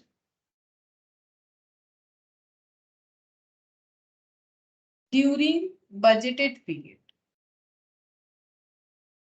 second point क्या बोल रहा है? सेकेंड पॉइंट बोल रहा है कि दिस बजट इंडिकेट्स, ये बजट क्या इंडिकेट करता है कि कितने क्वांटिटी में हमें रॉ मटेरियल खरीदना है, जैसे कि किलो हो, लीटर हो, जो भी रॉ मटेरियल रहेगा, एंड अमाउंट, मतलब 500 रुपए का खरीदना है, 1000 रुपए का खरीदना है, that is amount of purchase to be made during the budgeted period. तो बजटेड पीरियड में कितने क्वांटिटी में और कितने रुपए का रॉ मटेरियल खरीदना है, ये दोनों चीज हमें रॉ मटेरियल परचेज बजट बताता है, quantity as well as amount. ठीक है, नेक्स्ट लिखेंगे when we compare budgeted purchase with actual purchase, फिर हम लोग कंपेयर करेंगे बजटेड जो परचेज हम लोगों ने सोचा था उसके साथ एक्चुअल कितना परचेज किया। We are able to calculate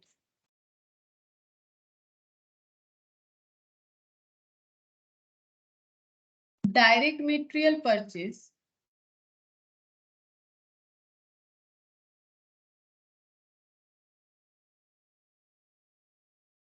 variance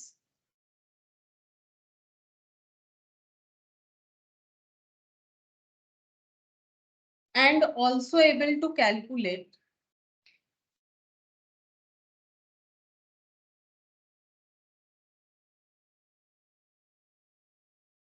the efficiency of purchase manager,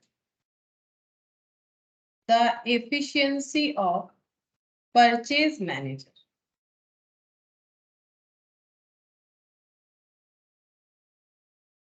ये पॉइंट का मतलब क्या हुआ? व्हेन वी कंपेयर बजटेड, मतलब हम लोगों ने सोचा था सपोज 6000 किलो परचेज करेंगे 10,000 रुपीज का, बट हम लोगों ने एक्चुअली परचेज किया कुछ और क्वांटिटी, लाइक 5000 हो सकता है, मतलब कम या ज्यादा। ठीक है, तो इससे हम लोग क्या कर पाएंगे? Direct material purchase variance calculate कर पाएंगे कि हम लोगों ने क्यों कम खरीदा। क्या हमारे पास जो है, जो रॉ मटेरियल का परचेज प्राइस था वो ज्यादा था, तो हम लोगों का बजट जो है वो एक्सीड कर गया, तो हम लोगों ने क्यों कम या ज्यादा खरीदा, या फिर अगर हम लोगों को सस्ते में मिल गया तो हम लोगों का बेनिफिट हो गया। ठीक है, तो इससे ये पता चलेगा कि परचेज मैनेजर का एफिशिएंसी क्या, क्योंकि परचेज मैनेजर का टास्क यही है कि कहां से सस्ते में अच्छा क्वालिटी वाला प्रोडक्ट मिल जाए, मतलब रॉ मटेरियल मिल जाए। तो इससे ये पता चलता है, तो वेरिएंसेस एडवर्स है या फिर वेरिएंसेस जो है वो हमारा फेवरेबल है, ये हमारे परचेज मैनेजर का एफिशिएंसी को डिफाइन करेगा। ठीक है, फिर फोर्थ नंबर पॉइंट में लिखेंगे this budget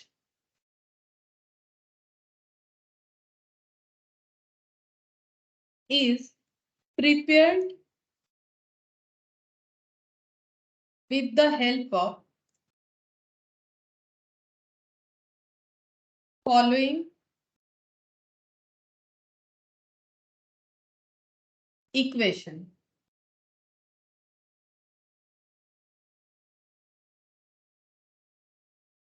Budgeted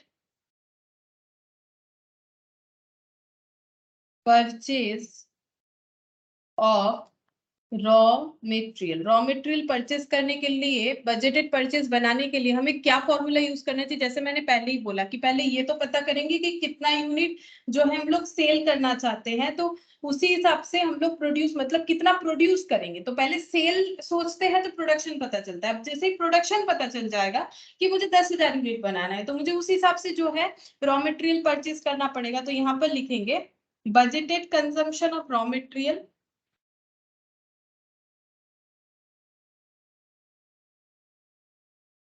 budgeted consumption of raw material, मतलब पर यूनिट बनाने का, मान लो 1 यूनिट बनाने के लिए रॉ मटेरियल चाहिए 2 यूनिट। ठीक है, 2 यूनिट रॉ मटेरियल चाहिए। अगर हम लोग 10,000 यूनिट बनाना चाहते हैं तो हमें 2 into 10,000 यानी हमें 20,000 यूनिट रॉ मटेरियल परचेज करना पड़ेगा। ठीक है, तो ये क्या हो गया? Budgeted consumption. तो कंजम्पशन क्या होगा? बजट के हिसाब से 20,000 यूनिट रॉ मटेरियल हमें चाहिए। तो ये पहले पता करेंगे कि budgeted consumption of raw material कितना हो रहा है। फिर अगर हम लोग क्लोजिंग स्टॉक में कुछ रॉ मटेरियल रख देना चाहते हैं ताकि स्टॉक आउट सिचुएशन ना हो, जैसे रॉ मटेरियल जितना लाया उतना ही खर्चा कर देंगे, मतलब एग्जैक्ट उतना ही ला रहे हैं, तो क्या होगा? प्रॉब्लम हो सकता है, मतलब हम लोग का स्टॉक आउट सिचुएशन हो सकता है। ठीक है, ऐसा थोड़ी होता है कि हम लोग को अगर एक दिन में, सपोज एक दिन में अगर हमें जो है 4 पोटैटो चाहिए होता है, तो क्या हम लोग मार्केट से 4 ही लाते हैं? कम से कम एक आधा तो ज्यादा लाते हैं। मतलब वही हो रहा है कि अगर हम लोगों को रॉ मटेरियल का कंजम्पशन जो है जितना करना है, हाँ, अब हो सकता है कि कोई ऑर्गेनाइजेशन क्लोजिंग स्टॉक ना रखना चाहिए, लेकिन क्लोजिंग स्टॉक नॉर्मली रखा जाता है ताकि स्टॉक आउट सिचुएशन ना हो। ऐसा ना हो कि रॉ मटेरियल कम होने पे जो है प्रोडक्शन बंद हो जा रहा है, तो थोड़ा बहुत हम लोग क्लोजिंग स्टॉक पे रॉ मटेरियल अपने सेफ्टी के लिए रख लेते हैं, तो एक्स्ट्रा भी खरीद लेंगे। तो अगर एक्स्ट्रा खरीदेंगे तो वो closing stock of raw material बोला जाएगा। तो इसका मतलब जितना हमें रॉ मटेरियल अभी जरूरत है उतना तो खरीदेंगे, और मान लो हम लोग सोच रहे हैं कि 5000 यूनिट जो है एक्स्ट्रा रख लेंगे ताकि जरूरत पे काम आ जाए, तो इतना तो खरीदना ही पड़ेगा। लेकिन अगर हमारे पास ऐसे इस तरह का रॉ मटेरियल पहले से ही अवेलेबल है तो उतना कम खरीद लेंगे, ठीक है। तो माइनस कर देंगे opening stock of raw material, minus कर देंगे, ये माइनस है, ठीक है, यहाँ से माइनस हो जाएगा। मतलब this one plus this one और माइनस ये वाला, opening stock of raw material, ठीक है। जितना खरीदना है प्लस अगर कुछ क्लोजिंग स्टॉक में रखना है पहले से, अगर हमारे पास कुछ raw material same kind of raw material या फिर वो हम लोग यूज कर सकते हैं ऐसा कोई रॉ मटेरियल है, तो हम लोग उससे क्या कर देंगे, लेस कर देंगे, ठीक है। तो इससे हमें पता चल जाएगा कि कितना हमें परचेस करना है। अच्छा, फिर नेक्स्ट हम लोग और एक बजट लिख लेते हैं। ये हो गया raw material purchase budget. After that लिखेंगे प्रोडक्शन बजट, ठीक है। पहले प्रोडक्शन बजट ही बनता है, वो लिखाने से ही बेटर होता है, ठीक है, कोई बात नहीं, पहले प्रोडक्शन बजट ही बनता है, ठीक है। प्रोडक्शन कितना करना है वो सोचेंगे, उसी के हिसाब से रॉ मटेरियल लाना पड़ेगा। तो पहले प्रोडक्शन बजट बनता है, कोई प्रॉब्लम नहीं है, हम तो डेफिनेशन लिखवा रहे हैं, ठीक है। तो प्रोडक्शन बजट का मतलब क्या होता है, अब ये बनाएगा कौन, प्रोडक्शन डिपार्टमेंट, ठीक है। जैसे ये परचेज डिपार्टमेंट बनाता है रॉ मटेरियल परचेज बजट, ये प्रोडक्शन डिपार्टमेंट बनाते हैं, क्योंकि वही बोल सकता है कि कितना यूनिट प्रोड्यूस कर पाएंगे कैपेसिटी के हिसाब से। This budget represent the target to be achieved bye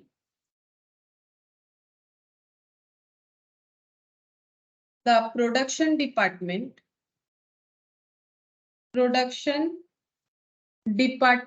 of organization.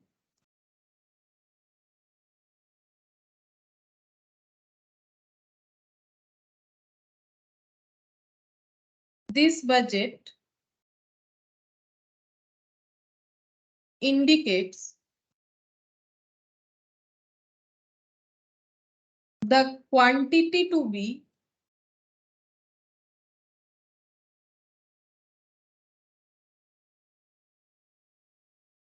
produced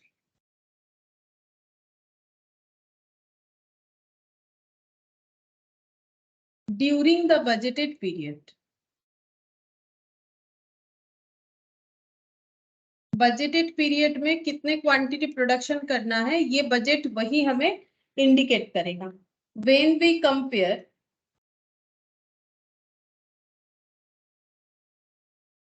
budgeted production with actual production, budgeted production with actual production, with actual production, we are able to ascertain, we are able to ascertain the difference and also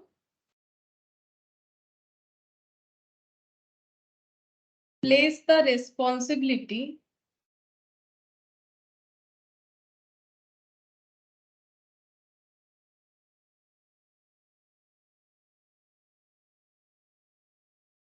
for such difference.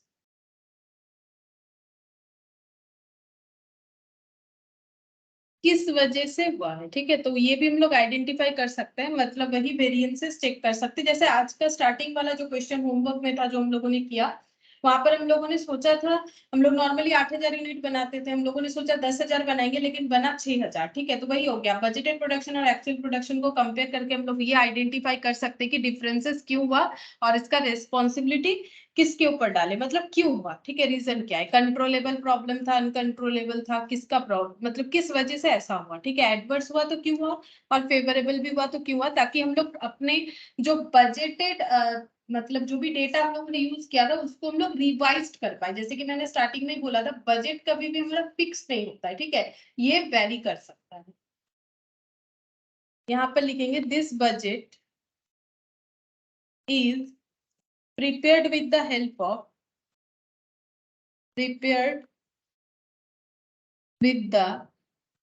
of following formula.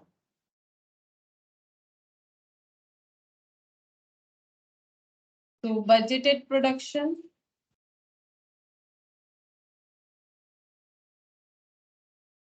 equal to budgeted sale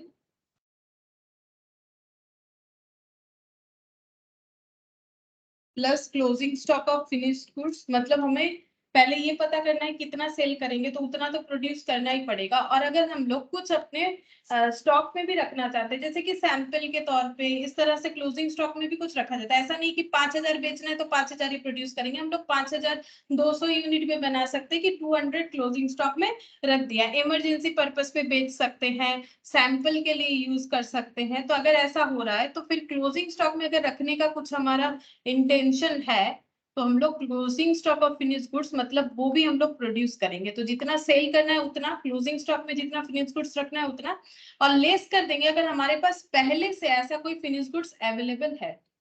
तो opening stock of finished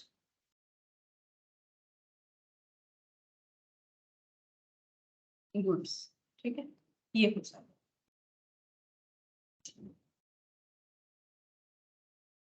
ये हो गया। अच्छा, next और एक लिखवा देते हैं theory, that is cash budget. ठीक है, आज इतना ही लिखेंगे और एक लिखवा देते हैं cash budget.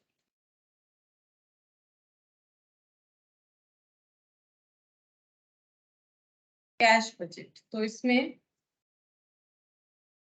It is the forecast of estimated cash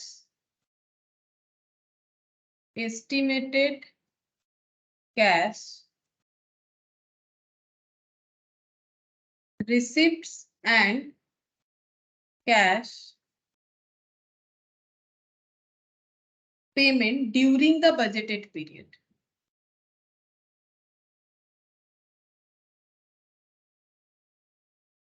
ठीक है, एक बजटेड पीरियड जो हम लोग मान के चल रहे हैं, उस पे जब हम लोग अपना कितना कैश आएगा और कितना कैश हमें देना पड़ेगा, मतलब सेल करके जो आ रहा है रिसिप्ट, ठीक है, पेमेंट में जैसे वर्कर को देना पड़ सकता है, सप्लायर को देना पड़ सकता है। तो ये जो इसका एस्टिमेशन हम लोग करेंगे कि हाँ इतना इनकम हो सकता है, इतना एक्सपेंसेस हो सकता है, ये होता है कैश बजट। ठीक है, नेक्स्ट लिखेंगे cash budget is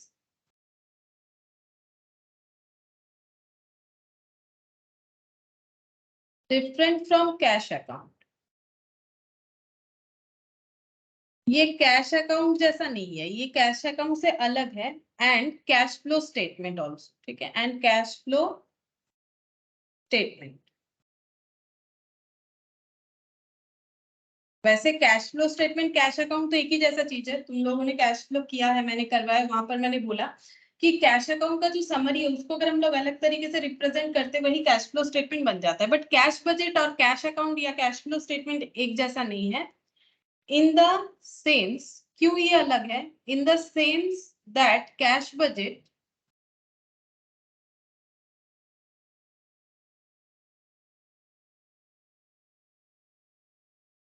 is future oriented. ठीक है, क्योंकि ये एस्टिमेशन पे बनता है और फ्यूचर के बेसिस पे बनता है, क्या हो गया उसके बेसिस पे नहीं। अगर ऐसा हो तो क्या होगा, तो वो बजट हो गया ना। लेकिन कैश अकाउंट या कैश फ्लो स्टेटमेंट ये कोई बजटेड या फ्यूचर के बेसिस पे नहीं, या कोई एस्टिमेटेड बेसिस पे नहीं, ये सब एक्चुअल बेसिस पे बनता है, इसीलिए अलग है। Future oriented, where as cash account और and cash flow statement and cash flow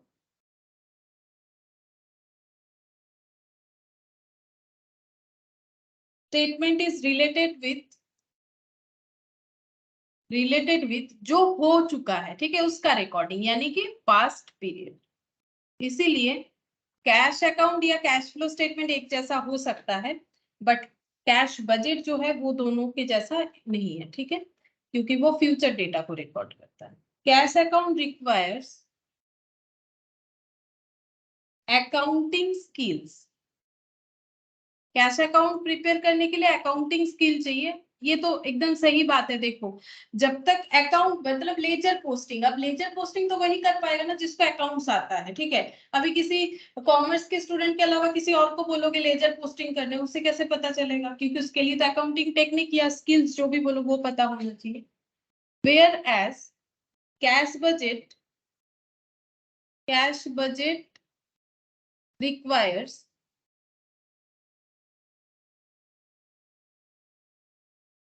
estimation skill, ठीक है। तो एस्टिमेशन स्किल अगर किसी के पास है, अकाउंटिंग स्किल का जरूरत नहीं है, तो वो कैश बजट बना सकता है। जैसे मान लो कि कहीं घूमने जा रहे हो, एक बजट बना के दो, तो इसके लिए कोई भी बना सकता है, कॉमर्स वाला पर्सन ही बना सकता है, ऐसा वाला बात नहीं, कोई भी इंसान बना के देगा अगर उसको नॉलेज है उस जगह पे जाके घूम के आने का कितना खर्चा होगा, ठीक है। तो कैश बजट अगर एस्टिमेशन का नॉलेज है सही तो हम लोग कैश बजट कोई भी बना सकता है, लेकिन कैश अकाउंट वही बनाएगा डेबिट क्रेडिट का पोस्टिंग जिसे करना आता हो, यानी जिसके पास अकाउंटिंग स्किल है। नेक्स्ट लिखेंगे cash budget is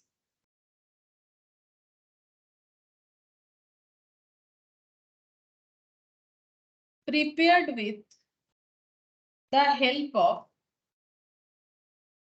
following equation, ठीक है। कैश बजट के लिए कौन सा इक्वेशन फॉलो होगा? कैश बजट के लिए इक्वेशन फॉलो होगा, अगर हमारे पास पहले से कोई कैश है तो ओपनिंग कैश बैलेंस, ठीक है, प्लस एस्टिमेटेड कैश रिसिप्ट, मतलब हमारे पास कितना कैश आ सकता है, एस्टिमेटेड कैश रिसिप्ट माइनस अगर कुछ खर्चा हो सकता है, तो बिजनेस है तो खर्चा तो होगा ही, तो उसका एक एस्टिमेशन, एस्टिमेटेड कैश पेमेंट,